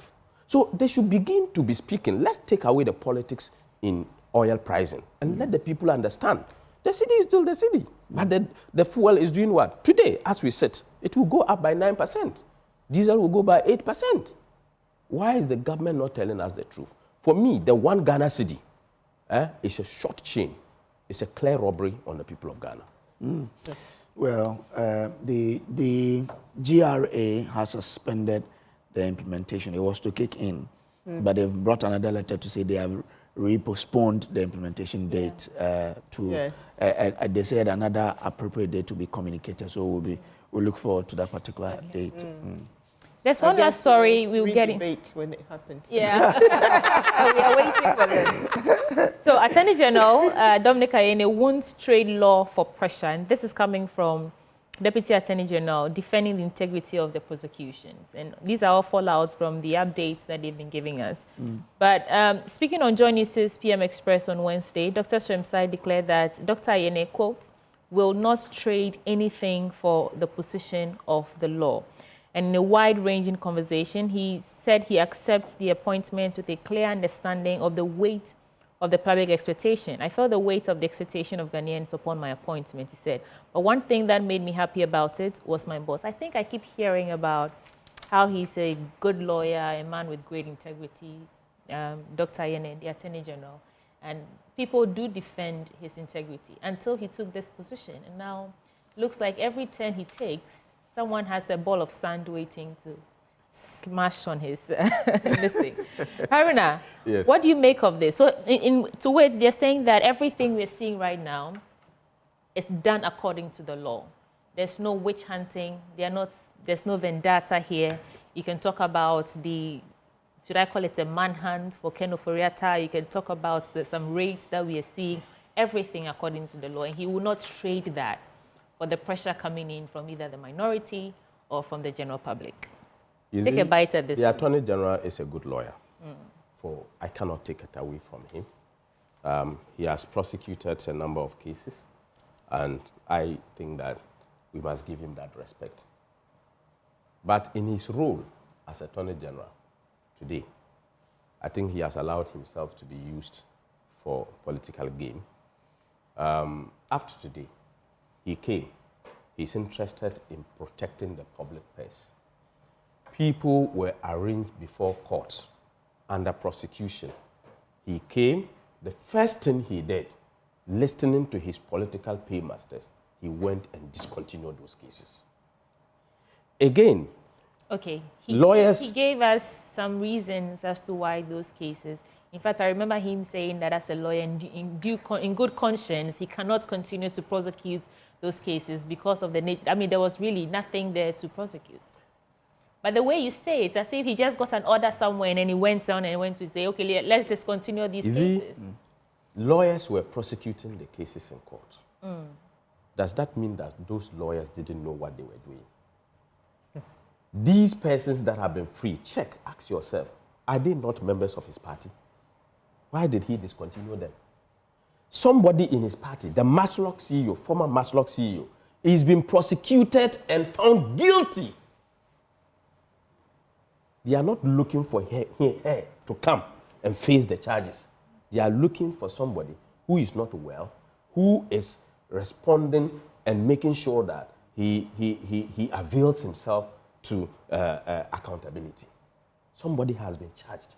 Nobody is putting the person Unfortunately, on the red alert. Kojo, that's our time. So maybe you can engage Vicky on this. So, the Attorney General is a good lawyer. He should stop prosecuting his cases in the media and go to court.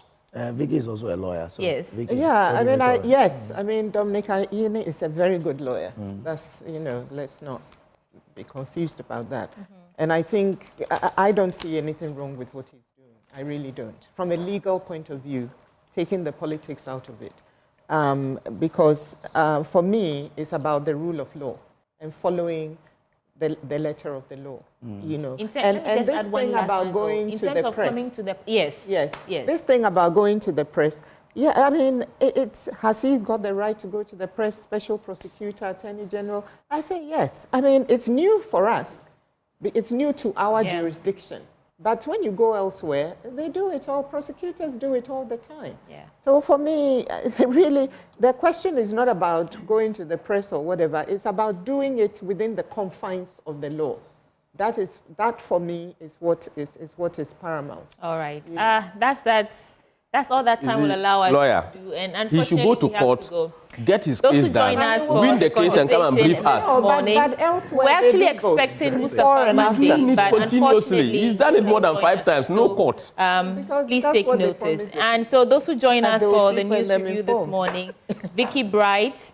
Vicky Bright is a lawyer, an entrepreneur, and former legal advisor to former President Kufuor. We also had Haruna Mohammed. He's Deputy General Secretary of the NPP. And gentle reminder that the conference, the Chartered Institute of Human Resource Management Ghana, presents the CIHRM 2025 conference on June 18th to 19th, 2025 at Alisa Hotel in Accra. The theme is Regulating HRM in Ghana, Standards, Ethics, and Sustainability. These are the conference rates. If you're a member of CIHRM, you're paying 3,200. Non-members, 4,000 Ghana cedis. Student members, 2,000 Ghana cedis. You want to register now via the CIHRM website or at CIHRM Ghana on Facebook, LinkedIn, and X. Also, if you want to call for group registrations and discounts, these are the numbers to call. 0243 278 694 or 020 8112. CIHRM, Transforming Work and Workplaces. Samuel Kojo Brace will tell you about the Institute of Design and Technology. Now, are you looking to do things differently to level up your skills and get ahead in this challenging job market? Statistics show it's tough out there for university graduates with only a few landing jobs immediately after school. Doing things differently is what the Design and Technology Institute, DTI, is all about. DTI offers programs ranging from precision welding and fabrication, design innovation, graphic design, sound engineering, animation, photography, amongst others, and entrepreneurship. Our programs are internationally recognized by the American Welding Society, Pearson, BTech, and CTVET, so you can shine here in Ghana or anywhere in the world. So if you're ready to do things differently and chart your path, check out DTI. Visit dtiafrica.com/admissions or call 0541 693534 for more information. DTI, all rights reserved, including the right to reproduce or use this material or any part thereof in any manner. This is still the AM show. We'll take a break. We'll be back with more. Please do stay with us.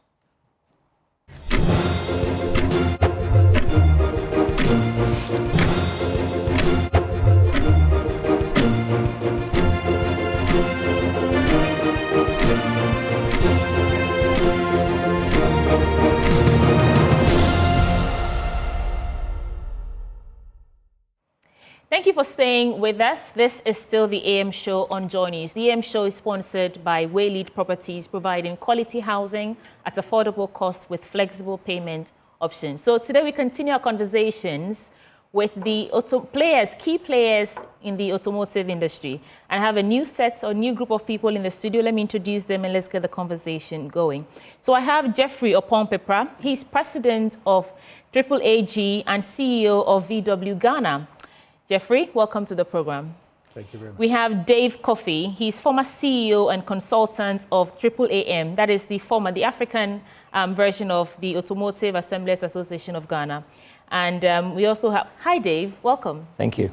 And we have Kasim Odeimat. Kasim is president of GADA and MD of Rana Motors. Do you say GADA or GADA? GADA or maybe Ghana Automobile Distributors Association. Okay, all right. So, gentlemen, good morning and welcome to the AM show.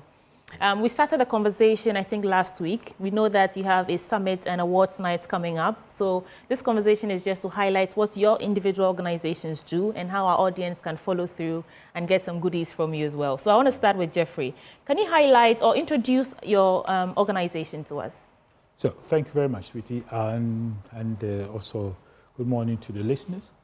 For AAG, in short, that is Association of Assemblers of Ghana's, Automobile Association of Ghana's, in Ghana. What we are doing, we're a group of assemblers of automobile or vehicles in Ghana, which has been since 2020, where we have been also been assembling products, vehicles in the market here in Ghana, and also not really for only Ghana, but the vision is also to produce for the West African market.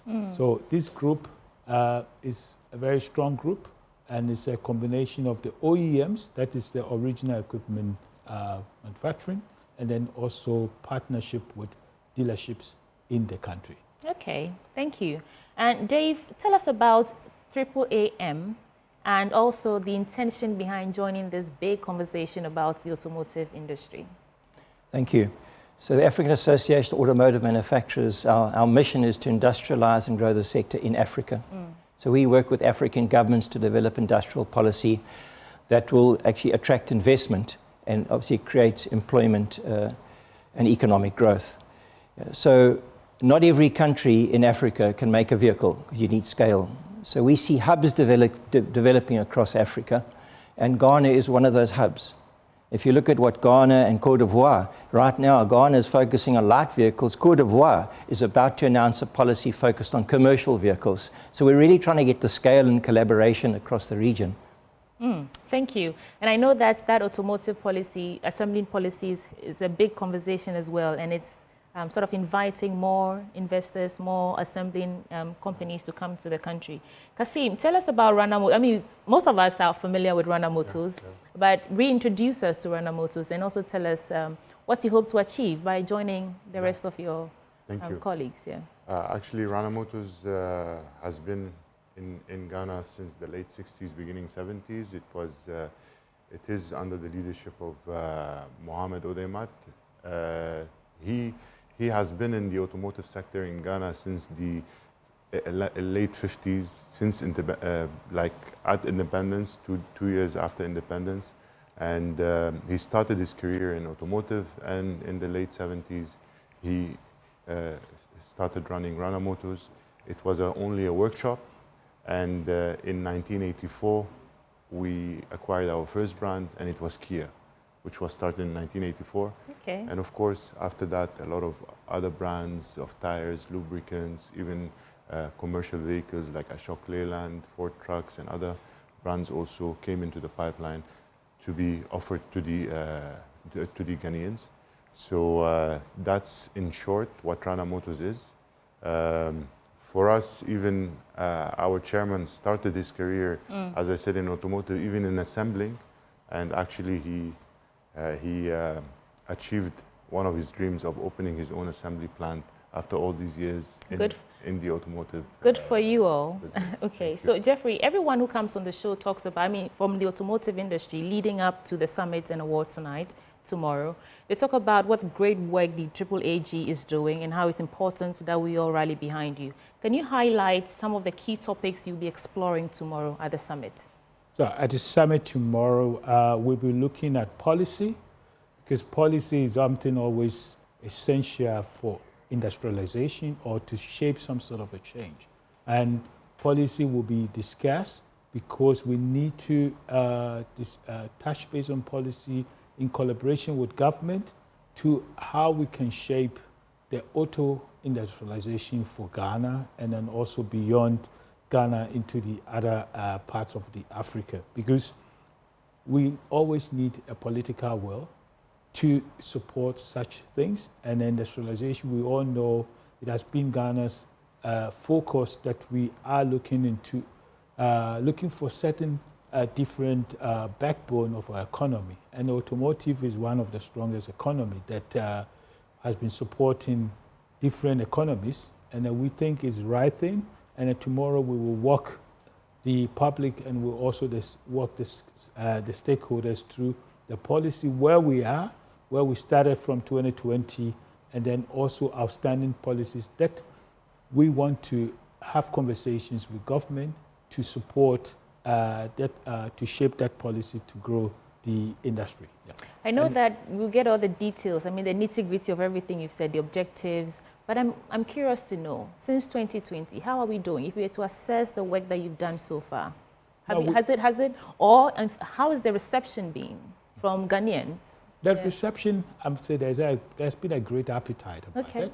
Like I said, we talk about policy, and then also we're going to look at things like vehicle financing, which we know that is the biggest thing that we need in the country.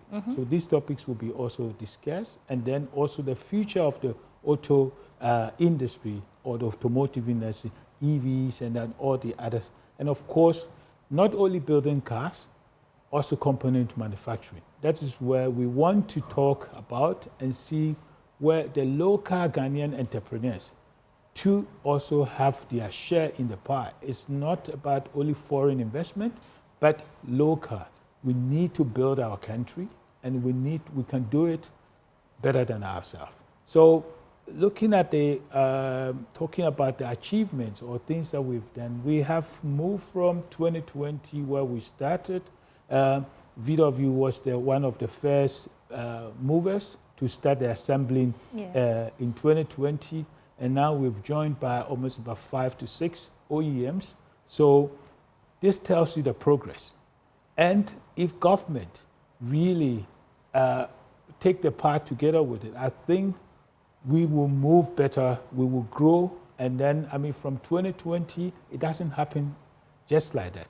2020, if within 4 years, you have almost 6+ OEMs assembly in the country. This tells you there's something great about it. And we should embrace this. And the success story that we have been that today you can buy a brand new vehicle locally in the market at a very competitive price. You don't think about importing vehicles, and these vehicles are also of the same standard as you get it everywhere worldwide.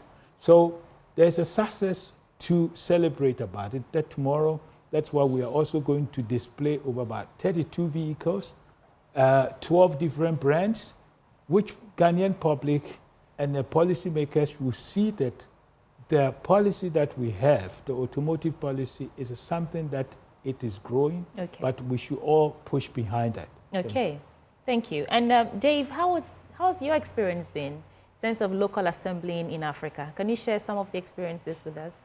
He was just talking about there's an appetite and how very soon we'll be able to compete with these cars that are being imported into the country, which are not even environmentally friendly, by the way. So how's your experience been? So there are a number of hubs developing around Africa today. So if you look at countries that are implementing policy today. It's Egypt, Algeria, Ghana, and Cote d'Ivoire. Kenya and Nigeria will have their policies approved. And what you're going to see is that these hub countries will assemble different vehicles. So the plan is within the AFCFTA to have duty-free access across Africa if you meet minimum local content. So Ghana will make different vehicles to Egypt and Algeria. And we will start trading these vehicles duty-free. That's our vision. And even with your neighbor Cote d'Ivoire, they'll do a different type of vehicle, giving us scale. So in Ghana, you've had significant investments, more than $55 million in 6 new assembly plants, and you can assemble 140,000 vehicles plus today. If you look at the total vehicles imported, the used cars, there are more than 110,000 used cars. And I just want to highlight that this is about switching the used car imports to used cars from Africa. Let's change that, because imagine that with vehicle asset finance. And countries have that, where you finance a used vehicle. That's competitive, along with the vehicle manufacturers making competitive cars. So there's a plan, and the plan is affordable mobility. That's key. And you will not only see 4 wheels, you'll see 3 wheels and 2 wheels developing and moving to new energy vehicles in the future. Something you said that I really like. I hope to live to see it. A time where people will be importing used cars from Africa. Absolutely correct. It's possible. Yes, we'll it is. There. Yeah. Yes. Okay, so Kasim, tell us, what does the future look like for Rana Motors, and what should we expect from you tomorrow? Well, actually, for us, from our company point of view, we are really committed to the policy. I can tell you from our side today, all the Kia models are being assembled in Ghana. We are assembling more than 12 models. We are also assembling a light commercial vehicle from Ashok Leyland. So we are trying to, as much as possible, to offer all the different types of vehicles, and also to be having all the kinds of affordability from all kinds of budgets that people are looking for.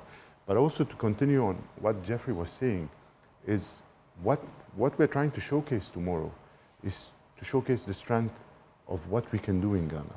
What are the vehicles we can assemble in Ghana?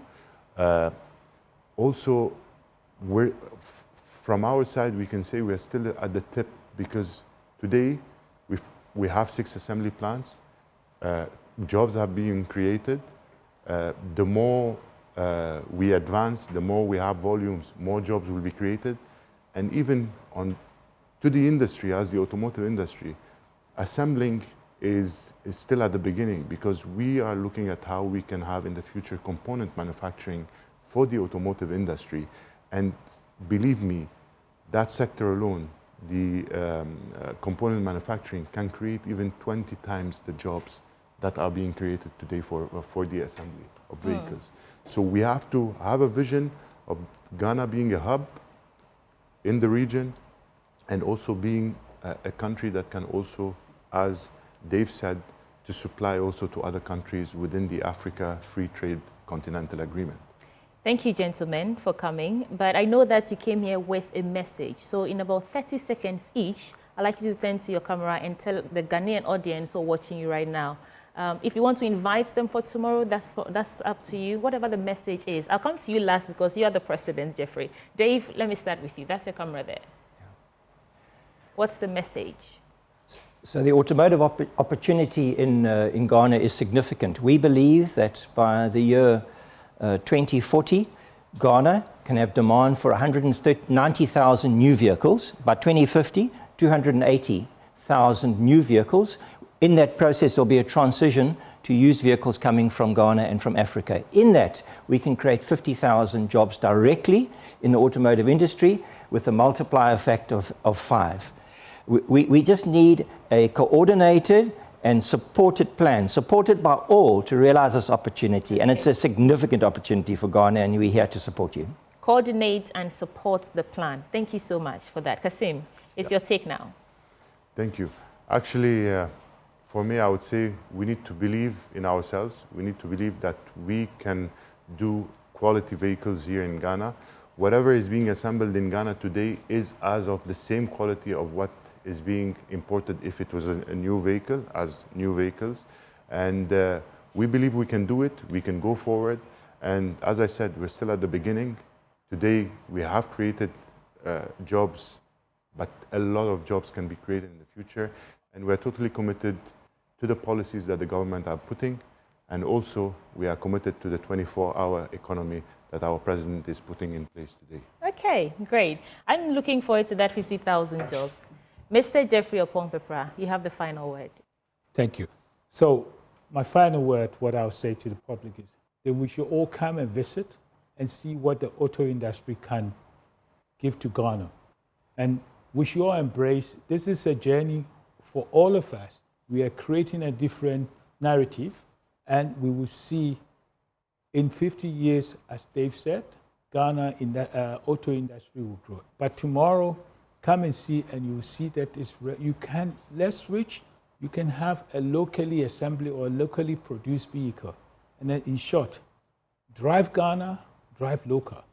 Thank you. Drive Ghana. You wanted to add something more? That's all. Thank you so much. And is it open for all? Can anyone just come to the summit tomorrow? Yes, for people to see the vehicles and the brands that we have, from VW to Runner and all of the people that they have in, come and see. Okay. Yeah, register and be part of it. I hope to be there myself tomorrow, so hopefully I'll see you, gentlemen. Those who join us for the conversation this morning, Jeffrey Opompepra is President, AAAG, and CEO of VW Ghana. We have Dave Kofi, he's former CEO and consultant of AAAM, and we also have Kasim Odimat, he's President of GADA and MD for Runner Motors, and they join us for the conversation in the lead-up for the Summit and Awards Night from the automotive industry tomorrow.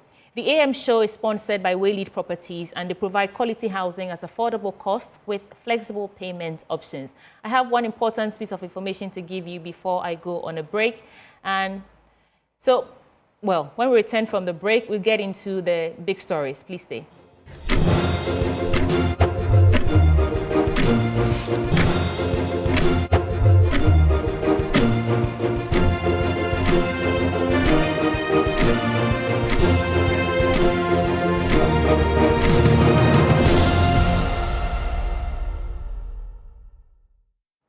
Welcome back to the AM show. It's time now for us to get incisive with our big stories. Government takes a decision not to renew Youth Employment Agency contracts with Zoomlion, and this is following a petition by investigative journalist Manasseh Azure. Government has also said that they will increase sweepers' fees, another sticking point around this controversial Zoomlion contract. But the company says the contract died a natural death, and they are ready to compete in any subsequent procurement processes. This morning, we have in studio the investigative journalist, Manasseh Azure, for all the perspectives on this issue. Manasseh, it's a pleasure to host you on the AM show. Thank you. I'm happy to be here. Kojo Brace. Manasseh, I'm sure you've read the response from the Zoomlion. Over the weekend, we've been having chats on the whole issue. Then this comes. When you read the response, what do you make of it? Well, the response doesn't really say anything or answer any substantive question or the sticking points in this conversation. In the first place, the president's letter was clear. This contract has been existing since 2006. Every 2 years, it expires and is renewed. The president says this time it's not going to be renewed. It's a discontinuation. I don't think nobody said anywhere that this was a contract that was terminated. So obviously the company doesn't have anything to say. The real issues behind the discontinuation of the contract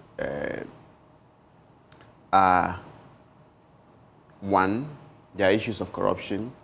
Two, the people who are supposed to work, who are sweeping, who battle with the field, are treated like slaves, while the company takes a chunk of the revenue.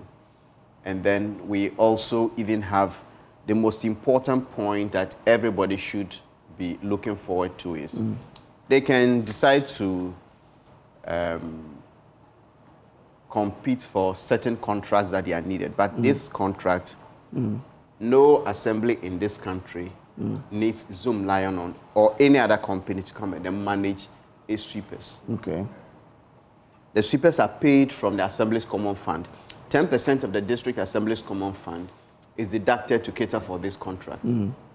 So if, let's say, you are in Bongo district, all the people sweeping are in that district, the Bongo District Assembly has a waste and sanitation department. And every assembly in this country has that department. That department, together with the YEA, can supervise these sweepers. We don't need any intermediary. So that is a very important point that we have to make. The intermediaries have been the subject of corruption at the Youth Employment Agency. I did this investigation in 2013, the GIDA. And a chunk of the corruption came from needless intermediaries who are brought into interface. And all the contracts were cancelled, but the programs have still run. None of them has collapsed because there's no third-party company or intermediary. This is the only contract with the intermediary. There even was a contract awarded to a sister company of Zoomlion that had about 70,000 people. Those who were teaching, those who were doing the nursing, the health assistants, and also internship models. 3 models, about 70,000 people. When the contract was cancelled, the YE has found a way of collaborating with state institutions and sector agencies to run these projects. So if you're talking about any contract, this should be off the table. We should have this fumigation contracts to off the table because those are also very corrupt means of taking money. Because assemblies, a lot of them have machines to do fumigation. But when they need it, they get an order from above to stop so that a different contract will be awarded to Zoomlion to come and do it. Meanwhile, Zoomlion already has standing fumigation contracts with all these assemblies since 2010 till date. So if you look at this sector, there's so much corruption in that sector, and I can say almost all of them, or these contracts that are shady, dubious, and all of that, are awarded to just one business or conglomerate, Zoomlion and its sister companies within the Jospon group. So you're saying that the fumigation contract is different from the sweepers one? Yes. So this is the structure.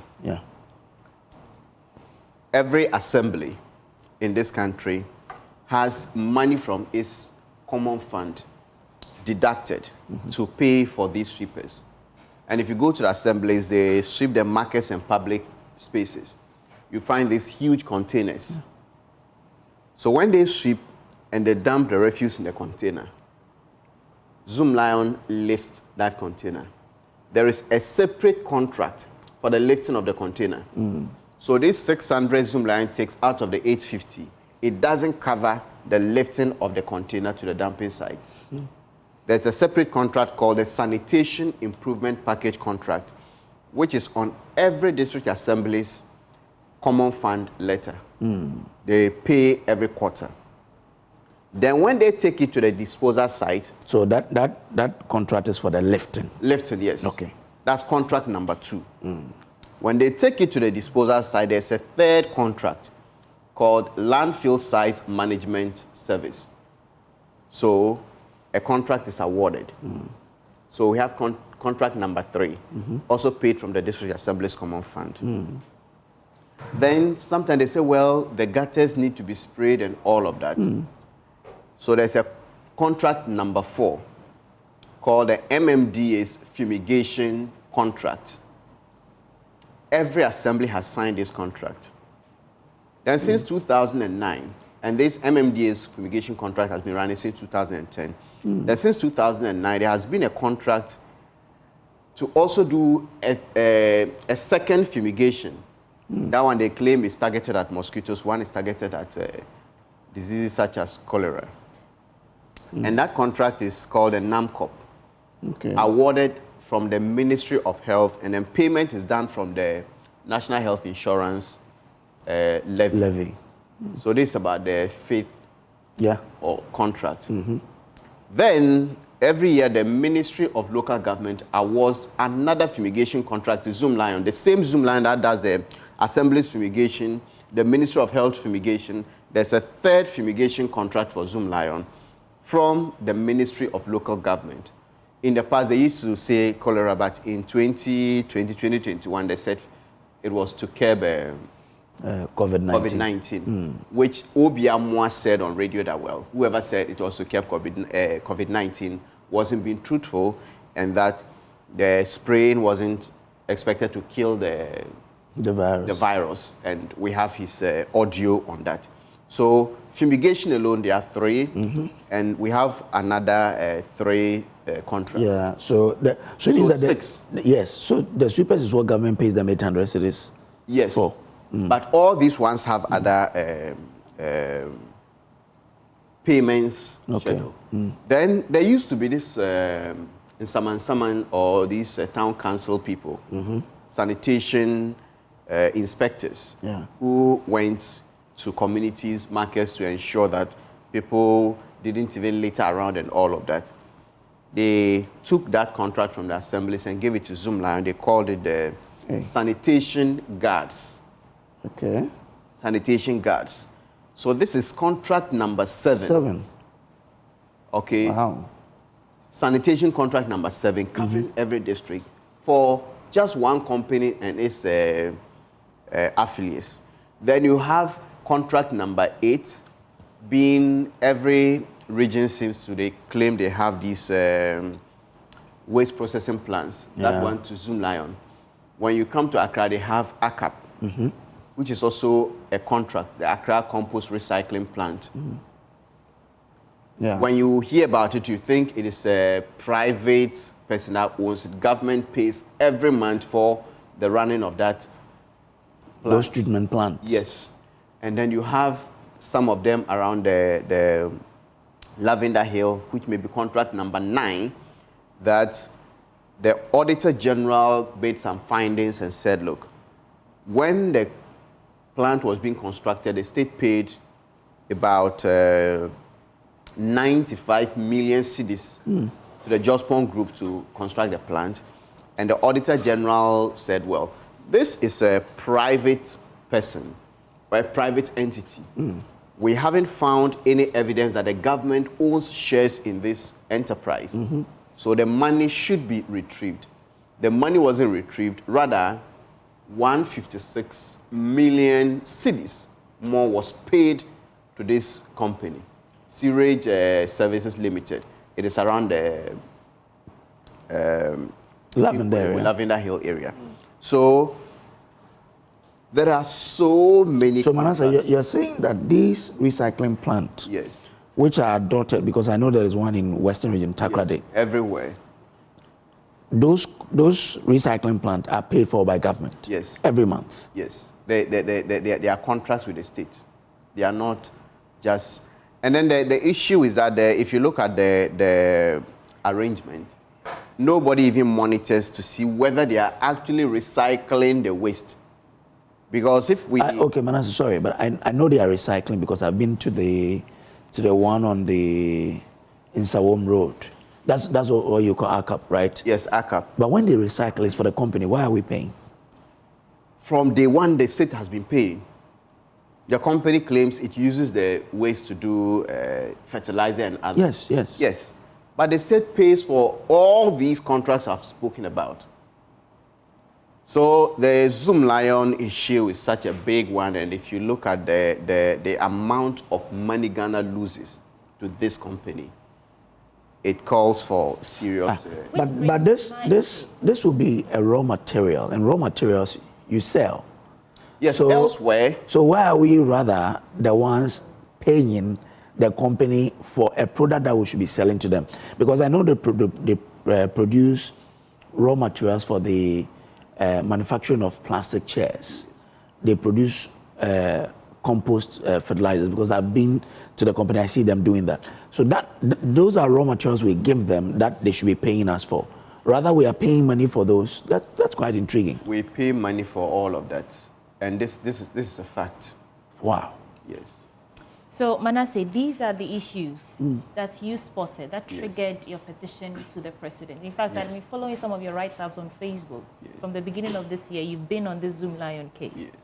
When you look at the response from the Zoomlion company, they're sort of saying that, yes, The president wants to increase sweepers' fees. It's in order. They are committed to the reforms. They are committed to the presidential audits. They don't, however, admit that they've done anything wrong in their response. So, for example, this morning we're discussing why they'll take about 800 cedis and pay sweepers something around 200-300 Ghana cedis. And we are finding out that it's in the contract.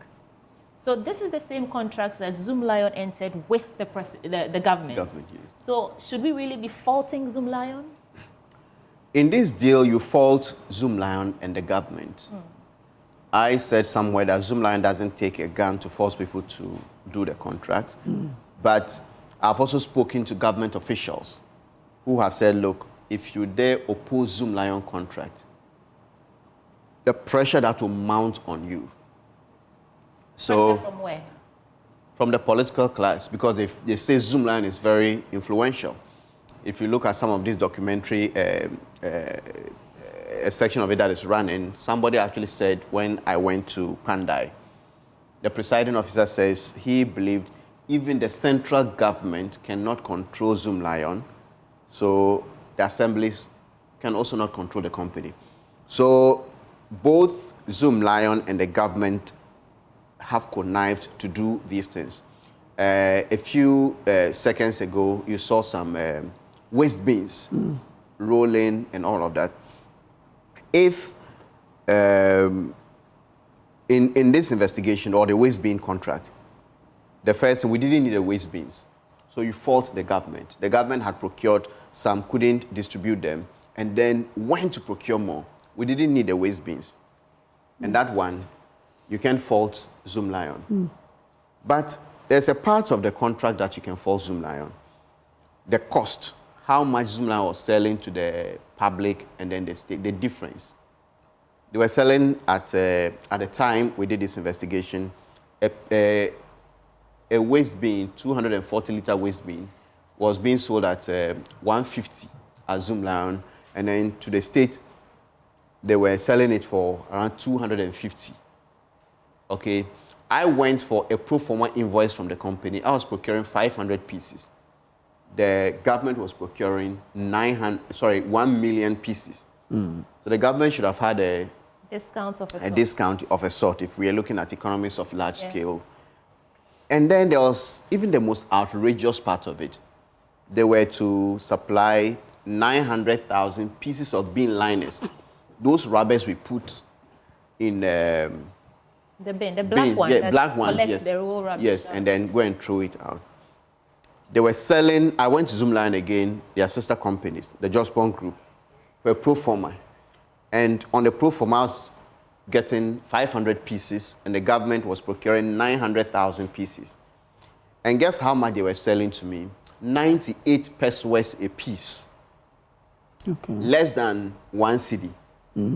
This was in 2017. In 2016, when they entered into that contract with the government, they were supplying a piece of $15.6 a piece. Hey, the black polythene. Black polythene. $15. $15.6. As of 2016, about 9 years ago. Today, you won't buy that thing for $15. And they were selling it for 98 pesos. At the time, it was around 22 cents. 22 cents, less than half a dollar. Yeah. But they were selling a piece for $15.6. So when I did the calculation, the cost was supposed to have been $200,000, but that component of the contract was $14 million. Hey. $200,000 worth of contracts invoiced to the government for 14 million United States dollars. This is not now. We're not talking. These findings did not come to light right Yes, now. no. This is that this has been happening over successive. Yes. So when I NPP administration, the exactly administration. In your findings, what actually gives rise to such influence for the Jospon Group? You said that they are so influential. Yes. What actually gives what leverage do they have over two? I mean, it's only be NDC and NPP in power, so the two of them. What leverage does he have? I wrote a book titled The Fourth John, Rain, Rejection, and Rebound. And in that book, I said that whenever Zoomlion is concerned or involved, government officials act without consulting their brains. And people thought it was too harsh. But if you realize that a deal that is supposed to be $200,000 is invoiced for $14 million.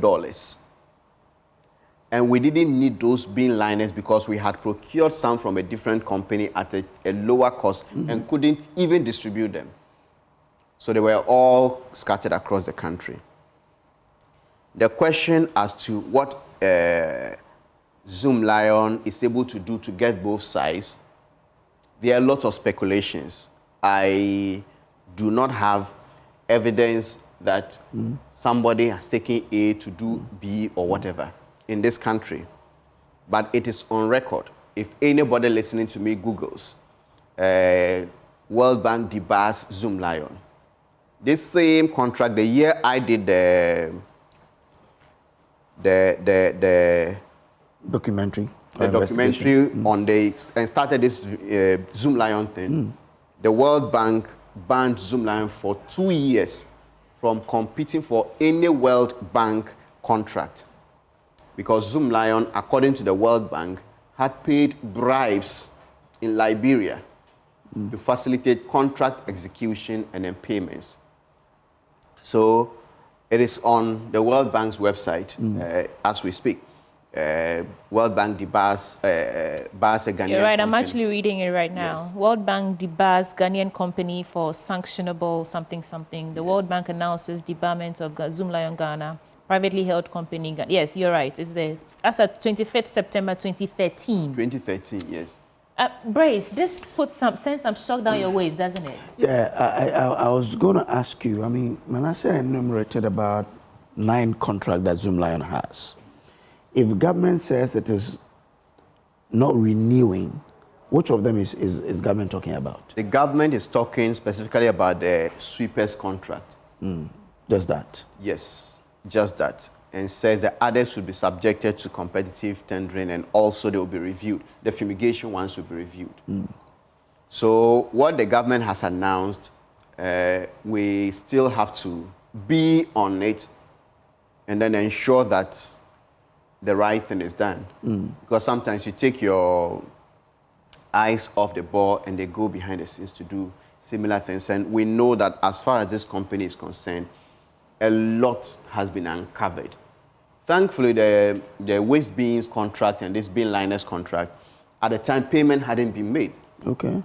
So the Akufo-Addo administration came and then they cancelled that contract. So that's $74 million. That amount was saved. They started some investigation, including the fumigation, and the Attorney General at the time asked me to help the police do the investigation. Okay. So I worked hand in hand with the Financial Forensic Unit of the Ghana Police Service. At the time, Amitu Adodankwa was the CID director. So I saw the evidence. There's a company, Meridian Waste Services Limited. Okay. This company was paid about 7 million cedis to fumigate the Tema area. And the contract was awarded in June 2015. Okay. This company was registered to start business in October 2015. Okay. So even at the time it got a contract, it wasn't a registered company. Okay. That's also an affiliate of Zoomlion? Of Zoomlion, yes. Because that fumigation contract had 11 separate companies that were single-sourced for that fumigation contract. 11 companies. All the 11 companies belong to the Zoomlion. I'm just a little bit curious. How did you establish the connection between the Meridian and Zoomlion? So I went to the Registrar General to get the registration details of all the 11 companies that were listed on the single-sourced contract. Then every one of those companies belonged to the Zoomlion group. So you have Volta Waste, you have Upper East Waste, you have Western Waste, you have Meridian Waste. So you, on paper, you see 11 companies, but go behind all those 11 companies, and there were companies of the Jospon Group.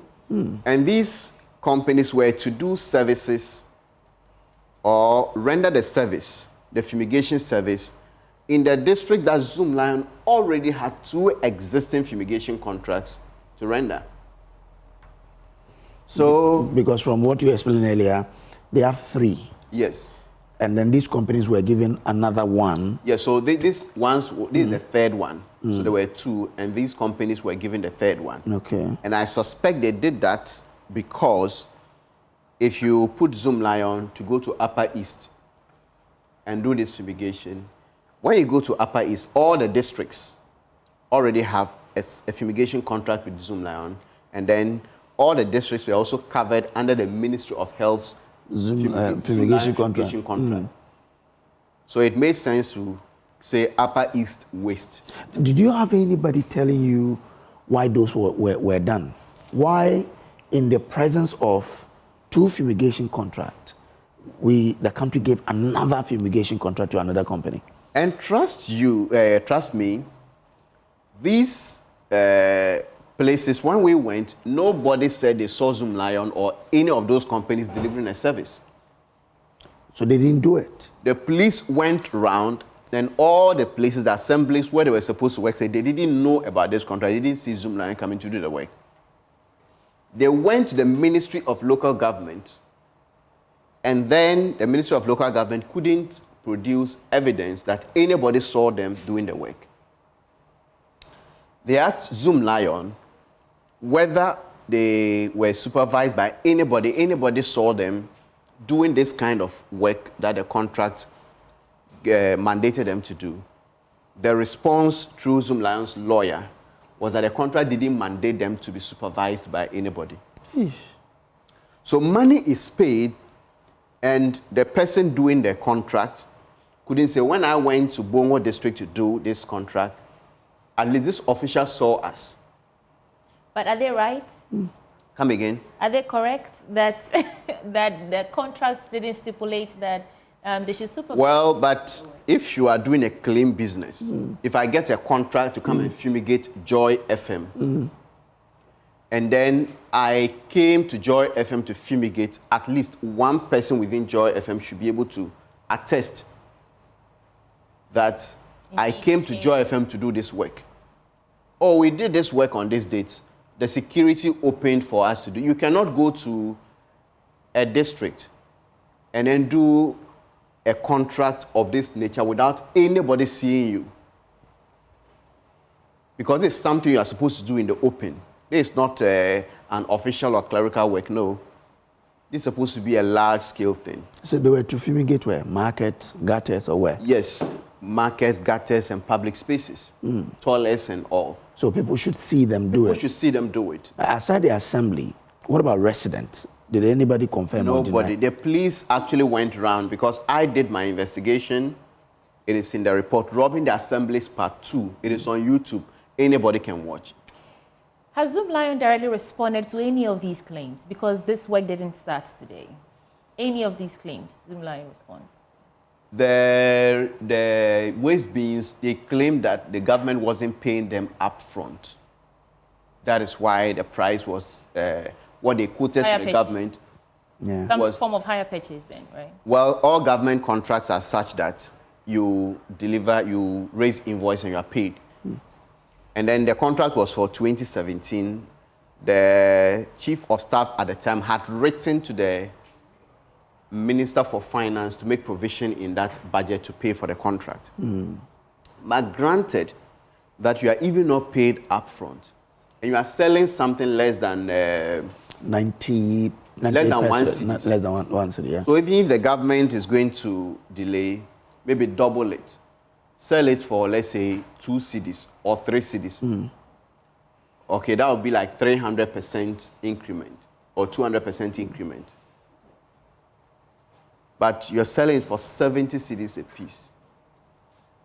So something that is $200,000, you are selling, you are invoicing it to the government for $14 million. And we are telling the excuses that, well, the government is not paying upfront. We know no government pays everything upfront. You deliver and then you are paid. So granted that you are even going to put something on it, $200,000 contract, it will be fine if you make it 300,000 because what the government will delay, or 400,000. Let's say double it to $400,000. But this one is not 400,000, it's not 500, it's not even $1 million, $40 million. So these are the justifications, some of the justifications the company gave. When we did our report here on Joy, they issued a press release actually confirming the issues and giving this explanation and giving us a 7-day ultimatum to go to retract and apologize or they will sue. So the management came to me and I said, well, we are prepared to meet them in court. They never sued. They sued me for saying that they were corrupt. And a former chief of staff and a minister of state said they could get Zoomlion to get the case. I said, no. I was prepared to go to court with them. We filed our defense. They ran away. So these things I'm saying, I am prepared to defend everything in court. There are documents to back them. And I believe that some state officials, government officials, are compromised. Otherwise, you won't sit down and sign some of these contracts. And I've been running this for 12 years, and it is only now that someone is beginning to realize that these workers are being cheated. This next year will be 20 years since this contract started. And when they started, the very first contract says, pay 350 cedis. Zoomlion should take 300 and then the worker should take 50 cedis. Then it came to 500 cedis. Zoomlion takes 400, then the workers take 100 cedis. Then it came to 600, the workers take 180, Zoomlion takes 420. Then it goes to 850, Zoomlion takes 600. So this has always been happening. And I must say the media has also been part of this cruelty. If you take today's newspapers, from graphic to the rest, the front pages have this Zoomlion's explanation. Yeah. Yes, every newspaper take it. Daily Graphic, Ghanaian Times, everywhere is there. But when the president released this statement saying that Zoomlion's contract will not be renewed, check all the newspapers, not even one of them. So over the years, you have the media sometimes campaigning for some of these shady companies and shady contracts. And it is the reason that when one person takes up an initiative to expose this, you are fighting not only against the company and the government officials, but you have the media.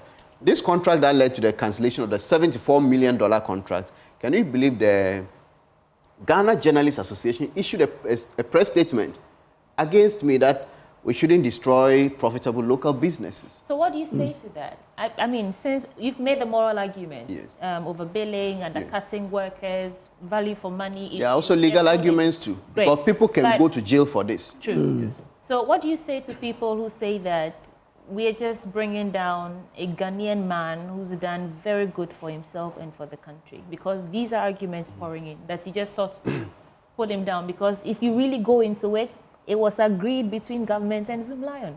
Yes. So if the government and a private company team up to steal from you, you don't say that, well, because the beneficiary of the theft is a Ghanaian, we should shut up. If an armed robber enters your house, kills your father, kills your mother, steals the money, and robs your family, you are not going to say, well, this robber or thief is a Ghanaian thief, not a Nigerian thief, so let's protect the Ghanaian thief. There are many Ghanaians doing businesses, providing services. Okay? So if anybody knows why I wear African print all the time, my policy is that if I buy an African print, I'm investing in the Ghanaian economy. I took this decision since 2010, 2011. And that is my principle. Until some time ago, I was patronizing Jospon's Zoomlion sister company, their health insurance. until the hospital I was attending with my family had issues with that health insurance company and were not accepting. That's how I ended my patronage of Zoomlion's business. I'm prepared to buy something that Jospon produces. But if a Jospon company is involved in thievery, if any Ghanaian company is involved in thievery, stealing from the people, we should all come together and then fight it.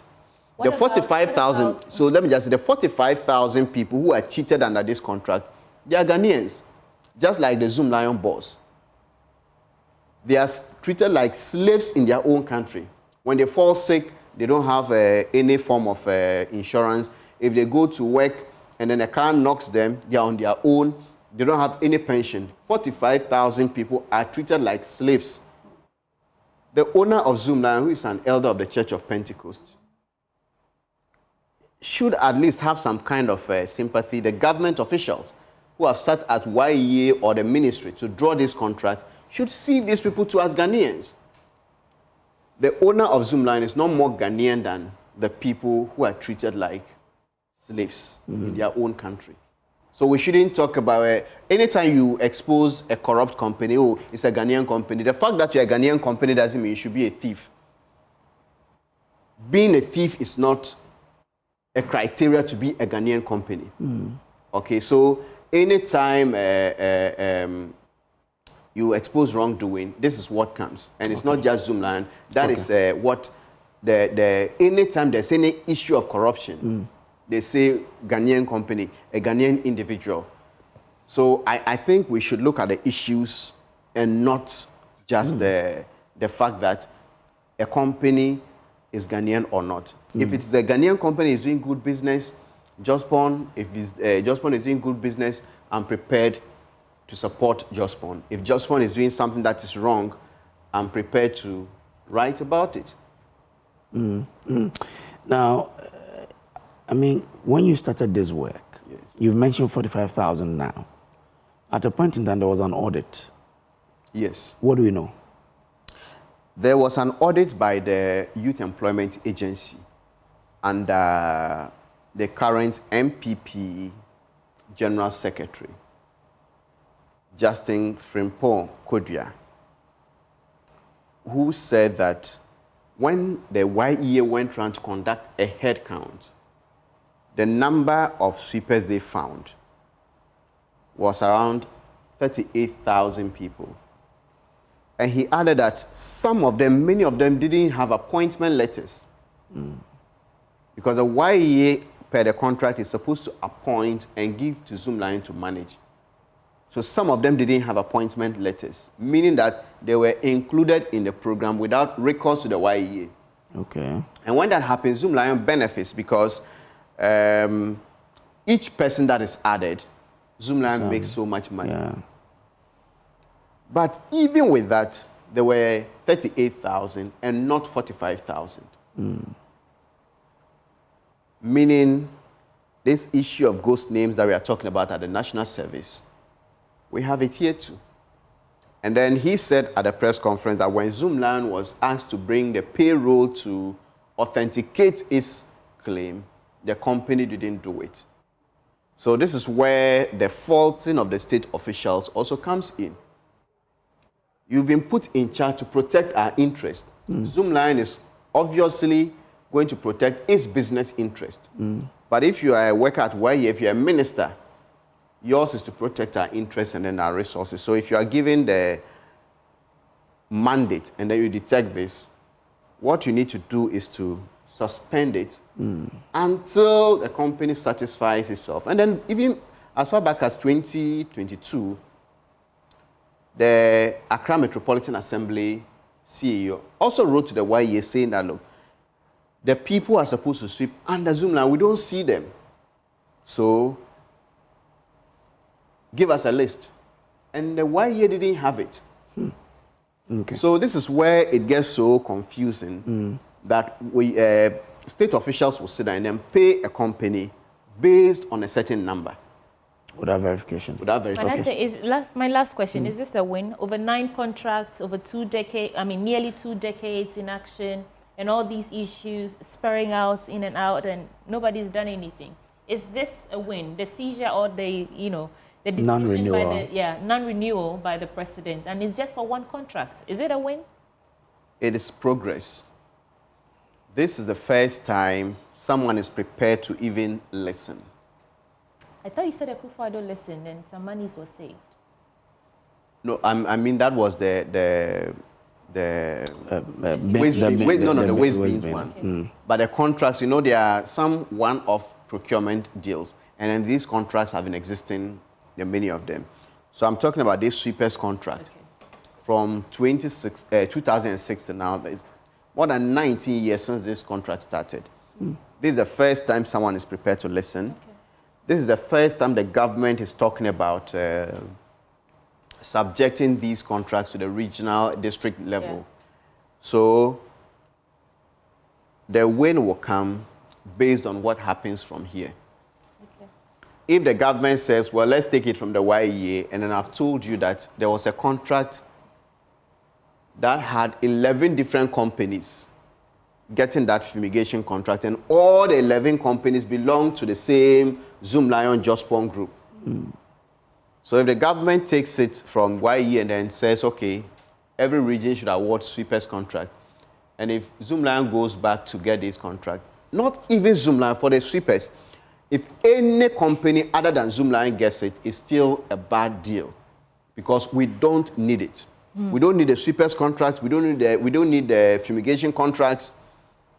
If any assembly needs it, it should be a one-off thing. You don't need to put somebody on a retainer and pay for 15, 20 years to do fumigation. That if you take every Auditor General's report on the District Assembly's Common Fund, you have the fumigation, money deducted, work not done, all the time, but nobody gets punished.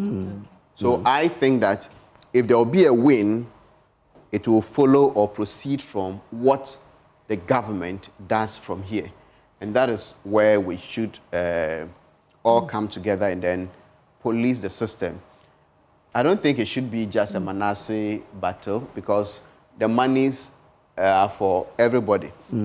I have worked here before. If you take your pay slip every month and then you see how much is deducted as tax, and then you realize that that money is being paid for these services that are not rendered.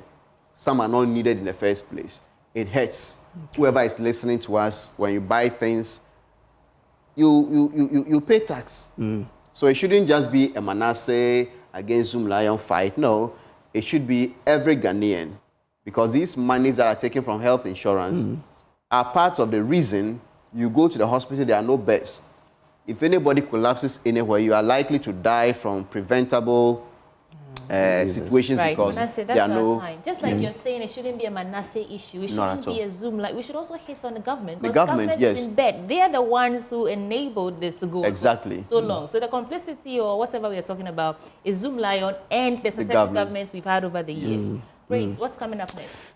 We will be speaking to an MC who himself is battling some of these issues with sanitation in his area to find out what should be next as we move on from this whole conversations of saying that the contract should be awarded at the regional or district level. What does he think should happen? So that's coming up next year on the AM show. Manasseh Azure joined us for this conversation. He's an investigative journalist and an author. And in fact, he's the one leading the charge. His petition was the one that was responded to. So thank you for joining us in studio. We have some important pieces of information for you, Grace. Well, are you looking for a home in a prime location, just as I am? I mean, why wouldn't you live in a prime location? Nesters Homes has got you covered. Our properties in Tema Community 26, just behind Palace Mall, offer a serene atmosphere, easy access to transportation routes and social amenities. Off-plan prices start at $35,000 US. Contact us today on 053-1014-440, 053-101-4440, or 053-101-4447. You can also visit our website at nesters.com.gh. Well, let's talk about Syntex tank. Do you know the secret to real water storage? It's simple. If your tank doesn't have the tortoise on it, it's not the correct tank. That's right. The tortoise tank, Syntex tank, is a champion of water tanks. It is strong and durable and built to handle our Ghanaian weather. So whether rain or shine, Syntex tank has got your back. So as you're hearing my voice right now, go outside and check your tank. And if it doesn't have the tortoise on it, it's time to upgrade. Join the Syntex tank family today and enjoy water storage that's tough like a tortoise. Call this number, 0244 335 168 to buy one now or find one of over 400 agents nationwide. You can also shop online at syntexgh.com. Syntex tank, a strong, a tough. Taking us on a break, and when we return, that conversation with the MCA. You're still watching the AM show.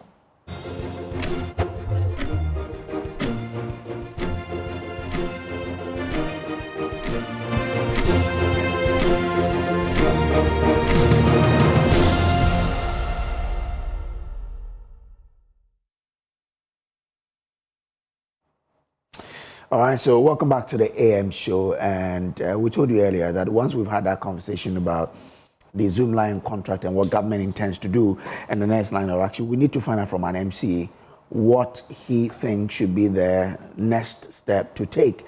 And this is someone who has been here before. He was here on the show when he was gunning for the MC-ship. He's won today, he's here.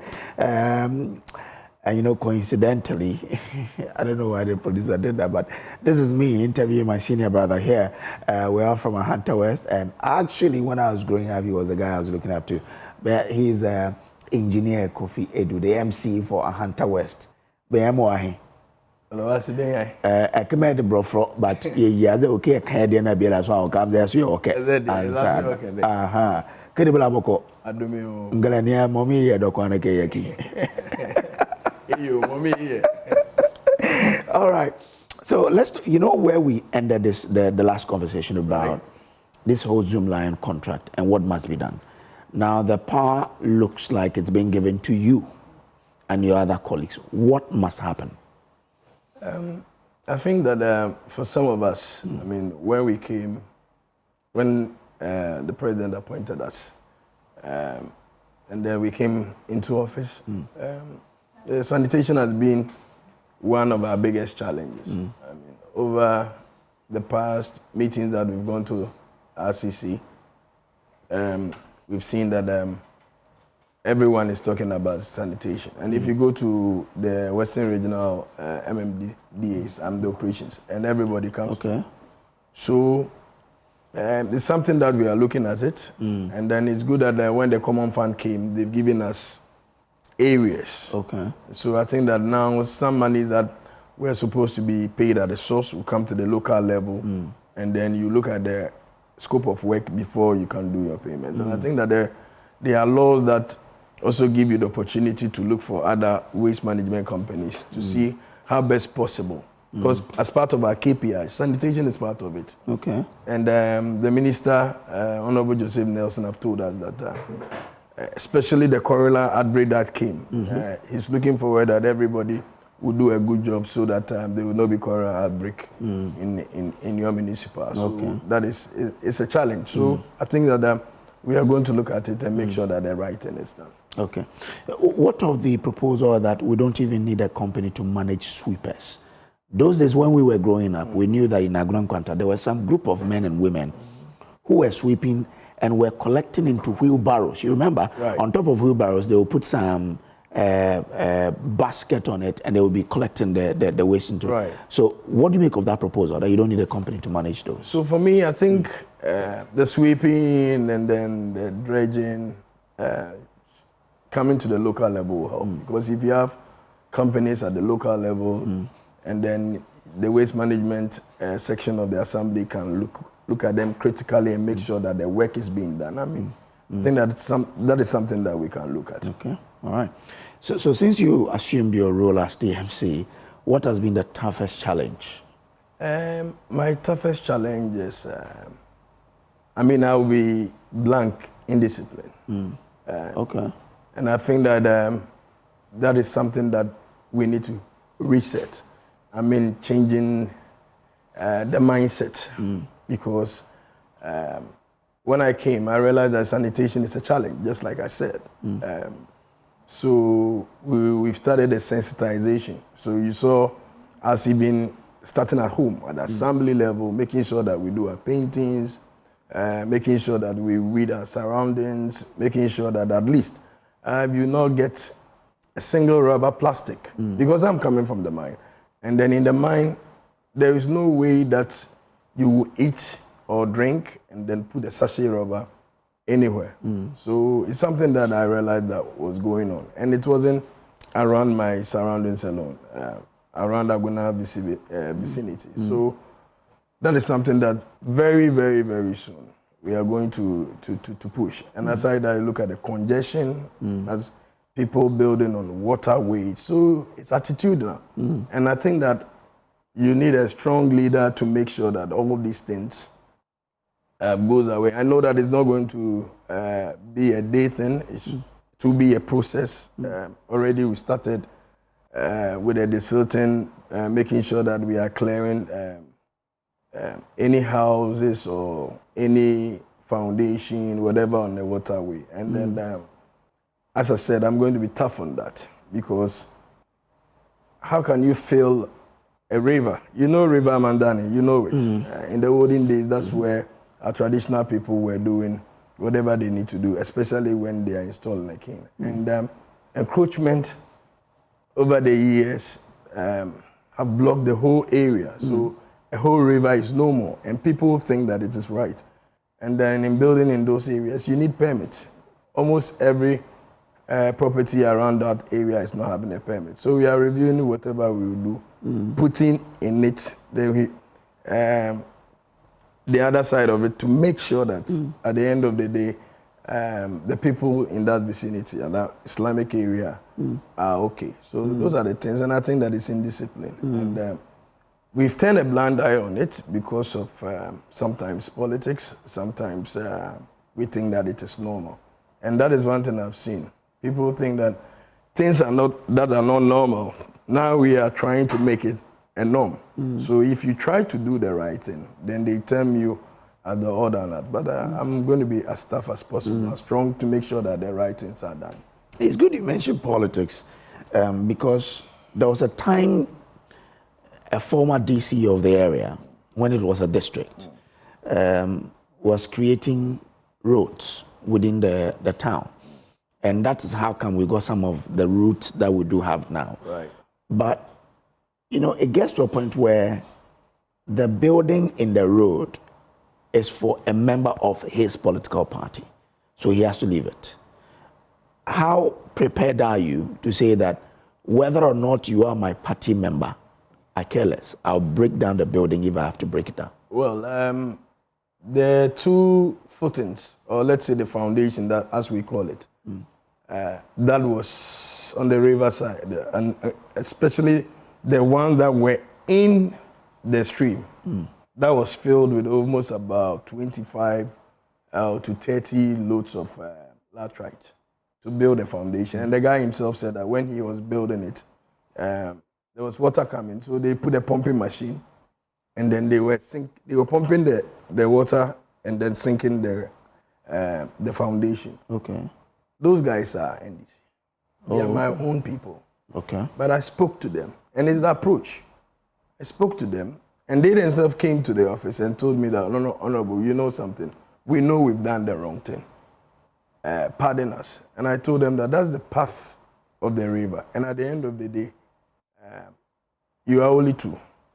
If I leave you for the foundation to be there, and then you complete your building, your project, you are going to cause harm to a lot of people in that vicinity.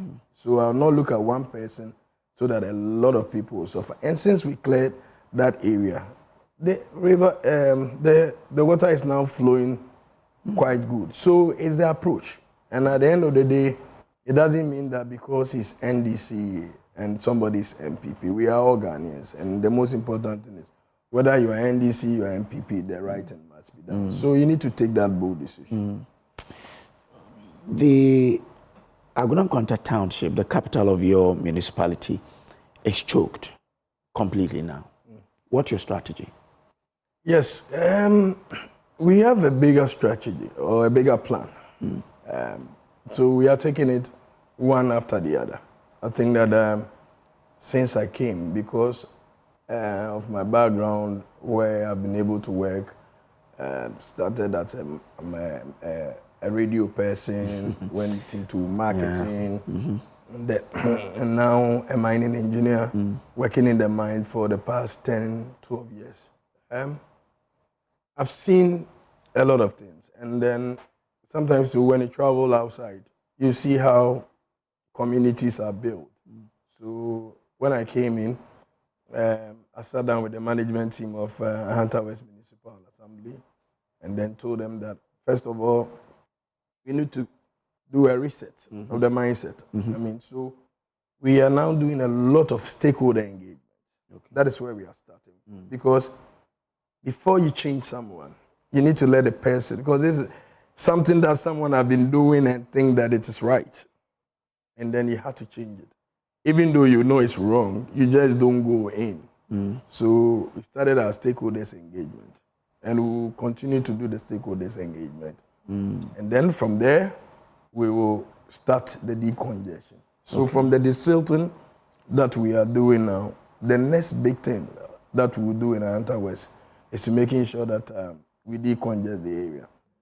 Some of the fault is not coming from them though, because you know, the sister city project that we are doing with that market that we are doing, the market stores, we believe that all those people along the Bedibonso stretch, with the MOU that was signed before we came into government, if some of them can go into that market when it's then we can get an access at that area. Another thing we are doing is that we need space to put bus terminals or areas that especially for the Pragia people, because they are a number now.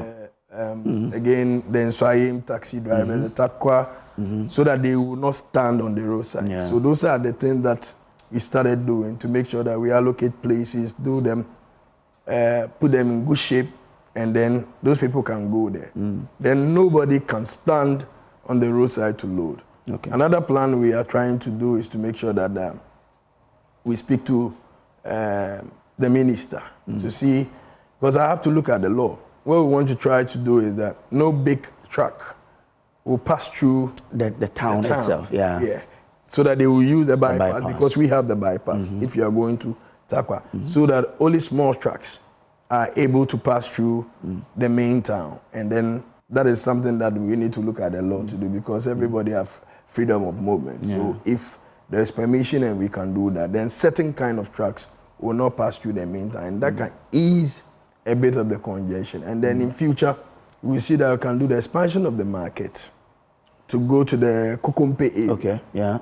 And then if you are able to do that, then could you think that the congestion will be eased along the stretch of... one of the major challenges confronting your municipality has to do with roads. Our municipality. Our municipality, sure. Has to do with roads. Terrible roads all across. What's the plan? So the good news is that Mr. President himself, and then let me say good morning to him. I mean, because of the questions that you started asking. Let me say good morning to the president, and then my sister, Mavis Kukwabisu, but she is also doing tremendously well. I mean, as I'm talking to you now, we have already secured the Agunan Kwanta roundabout to Discove. So we are going to get about 10 kilometers. And then we are looking at how best possible that we can fix. Because, you know, the reason why we're taking that 10 kilometers to that area is to make sure that we drive the tourism potential at that area. Already from Buzia Junction to Buzia is a bit done. Even though the road is not as we want it to be. At least it's motorable. So if you can get that asphalt road from the roundabout to Discove, then it makes it easy for people to go to Butchery, where the major fault is, where the tourism potential is. And then Usua, as we call it, where that's the heart of tourism itself in Asante West. And then during the campaign, Mr. President promised that we took Mr. President to Ezile, that's Akoda, and he promised that he will make sure that from Sanko Junction all the way to, from Agona Kwanta roundabout, all the way to Andene Cape 3 Point. It's fixed. Okay. Now we are getting the Discover one, so it means that there's something in the pipeline. So do we have a contractor? Do you have a contract? Then I'm assure you, and I'm enjoying this, and I'm assuring my people that by December, I'm sure the road will be done because it's a priority for us. Yes. It will be done by December. Yes, we are in June. We are in June, so within 6 months, and it's something that is coming. Feasibility have already been done. Okay. I'm sure. So let's say even if it is not done, I'm sure that we'll be at a higher percentage of developing it. The good news is that Jesmo is already on the road from Takrady all the way to Agona Kwanta. So the major road now is going to be double road. Okay. Then we have that one fixed. Yeah. And then the next thing we are looking at is looking at Ejamra.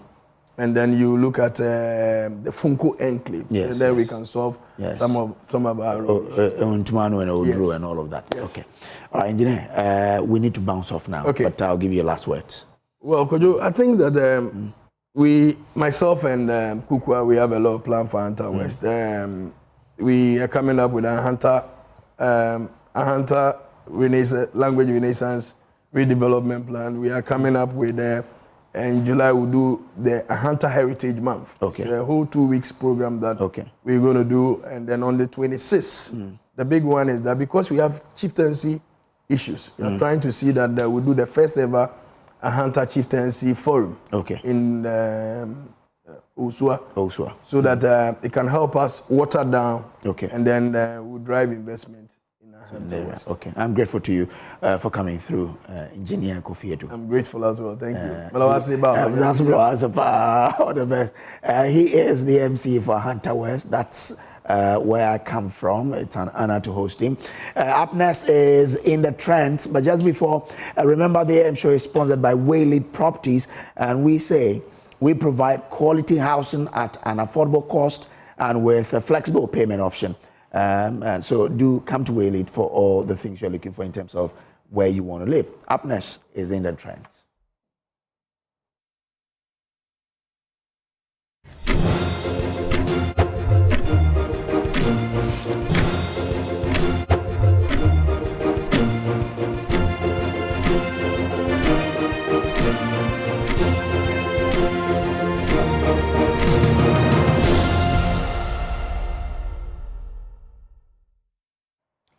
It's been a newsy weekend, so Jacqueline Asamayabwa is standing by to tell you everything that's happened in the trends. Hi, Jackie, over to you. All right, thank you very much, sweetie. Good morning, beautiful people. It's Monday, and yes, I'm flying solo today on In the Trends, but you know, the energy stays on full charge. Now, listen, if you thought the weekend was quiet, you need to think again. The timeline has actually been loud and the tea very hot.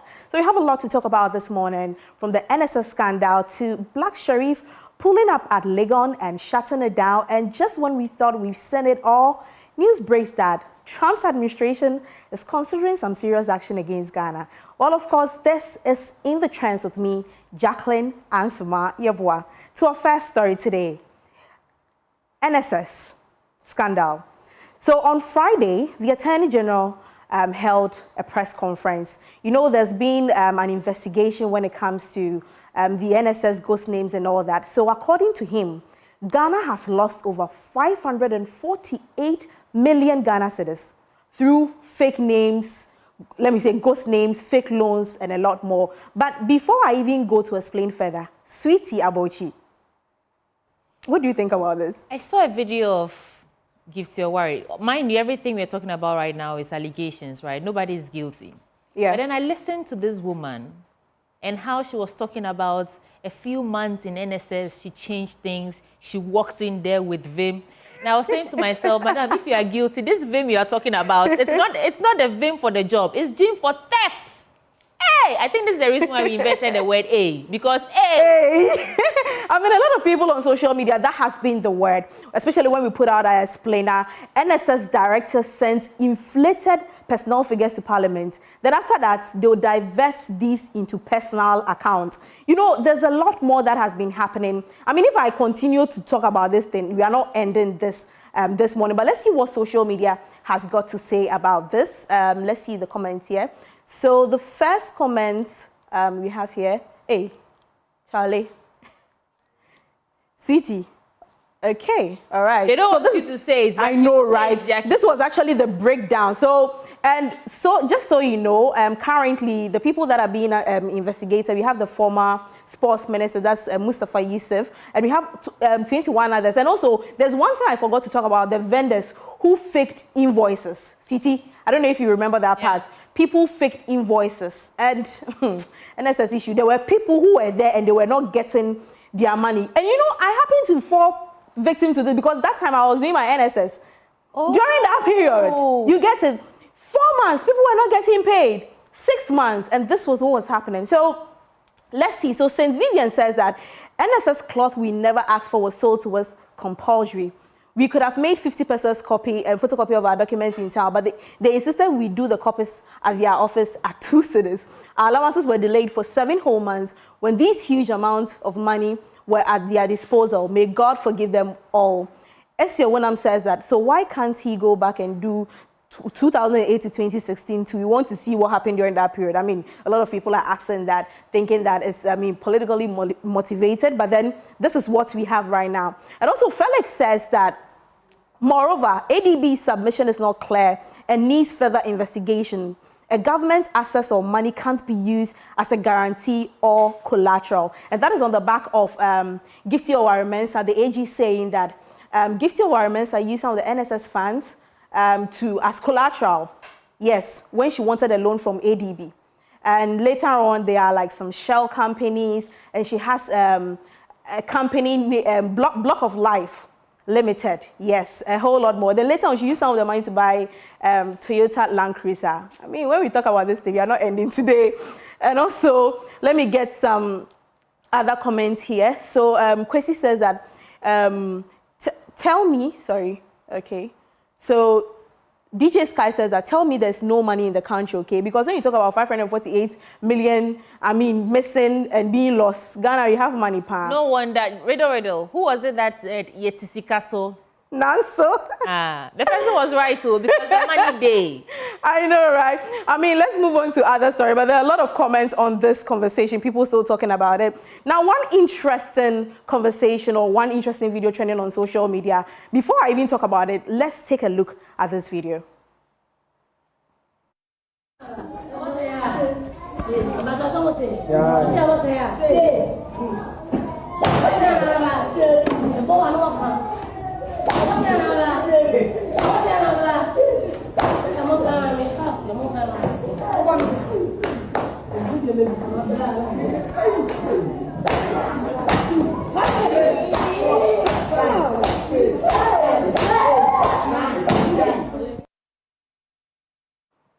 Well, sweetie, so that is a video of a mother who went to a child's school to actually flog him and beat him up. To what, I mean, we don't really know what the child did, but I think this is so uncalled for, because I don't remember the last time I saw students being caned, because now I don't think they cane them in school anymore. Me, when I went to school, in my school, they don't cane. The only time they cane is when the school mistress is not around. But even when she's around, no canes are supposed to be seen in the school. So that is one video making rounds on social media. A lot of people expressing their opinions on it. Let me see what you all are saying here. So, Jackie, I'm waiting for you to ask it so that I can share my experience. I don't know. I received, my mom chased me throughout, and I landed in the school. My brother went to cut the way somewhere and cut it for my mom. I received a beating of my life. Ask me, what did I do? What did you do? I wrote a love letter to a guy. Hey, sweetie. But let's see see, so, I mean, people, as Opoko Jr. says that, remind me of our 4 strong boys. I mean, he mentions their names, and when they hold you, forget. You know, when they were beating the boy, people were holding him. For the mother to move all the way from her house to come here, I mean, it was serious. Then also, Memphis says that she didn't have to do that in public, which I also don't agree. And last comment here, Ghost says that, Ibiso, you can't treat an African child as a white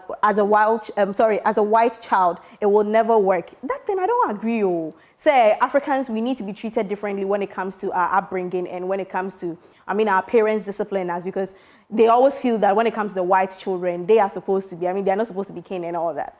But anyways, let me know what you also think about the mother beating the child in school. Are you saying your mother never beat you, Jacqueline? Oh, me, my mother, my father. Hey. Yes, everything. Hey. I mean, but for my parents coming to my school to beat me, it's a no. Well, yeah, let's move on to other interesting stories on social media making rounds. So the next story we have here is Trump. Now, you know, 14th is actually Trump's birthday. Then we woke up to a news that his administration is considering adding Ghana and 35 other countries to an expanded U.S. travel ban list. So a leaked State Department memo says these countries either fail to provide reliable, information, and most of them are actually overstaying their visa. You get it? We give you visa, stay there for maybe 2 weeks. You go there and stay there for 60 days, 70 days. So basically what Trump's administration is trying to do is that Ghana, which is part of 35 other countries, is not yet, I mean, they are considering. So they've given Ghana 60 days to meet these security benchmarks or face possible visa restrictions. Now, social media, I know City wants to go for the World Cup next year. So no, I don't. I want to stay in Ghana. Oh, really? But you know, the serious thing about this thing for me is the caveats that they came with, that if we will accept prisoners, you know, I know some countries have already started doing that. St. Paulo also started doing that. And I don't want us to receive anybody in this country because of visa waivers. All right, now, let me see what you're talking about. So Kinmani says that that's good. Soon our leaders will be getting more pressure to do things well for everyone. This move will shape Africa forever and help us become more independent. But Trump, he's actually pushing us into greatness. Let's pressure our leaders. And I mean, Kojeje says that, Masa, we tire, if they like, make it close the airport self. Yeah, bre. But I mean, people are thinking about World Cup next year. A lot of comments there on social media. I remember our very own Fentio was asking that, Chale, what's up with the World Cup? Because a lot of people want to travel for the World Cup next year. Now, this video was trending where Black Sherif was performing at Legon. And then a fan actually comes on stage. So, Buno said, let's watch the video.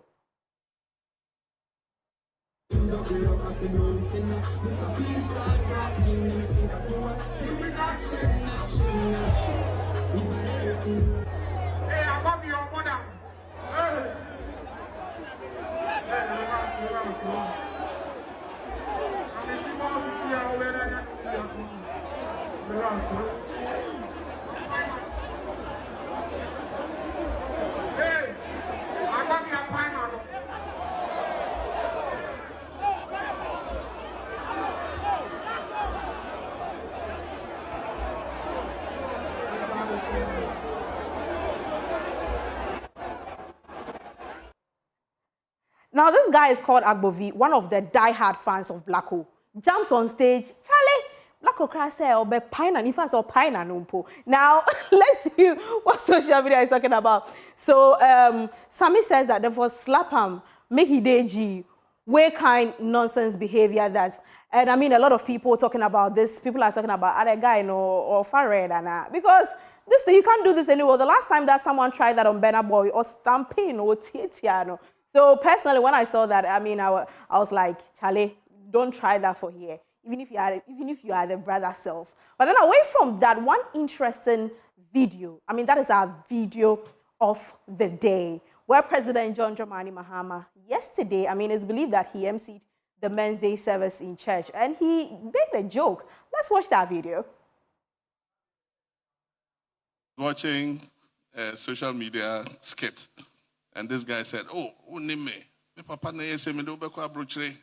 May you say. And after a while, he had a relationship with a girl. Abrochire was not happening.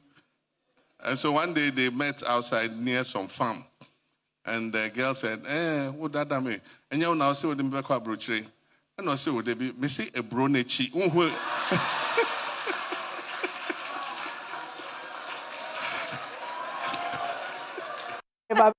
Well, that is an interesting one there from our president making rounds on social media. And that is all with me this morning. And on the In the Trend show, I'm Jacqueline Ansamayabwa. Over to you, sweetie. Jacqueline Ansamayabwa, it's always a pleasure and very delightful time when you come and tell us everything in the trends. Thank you. And folks, that's how we're wrapping up the AM show this morning. I did this with Samuel Kojo Brace, and my name is Sweetie Abochi.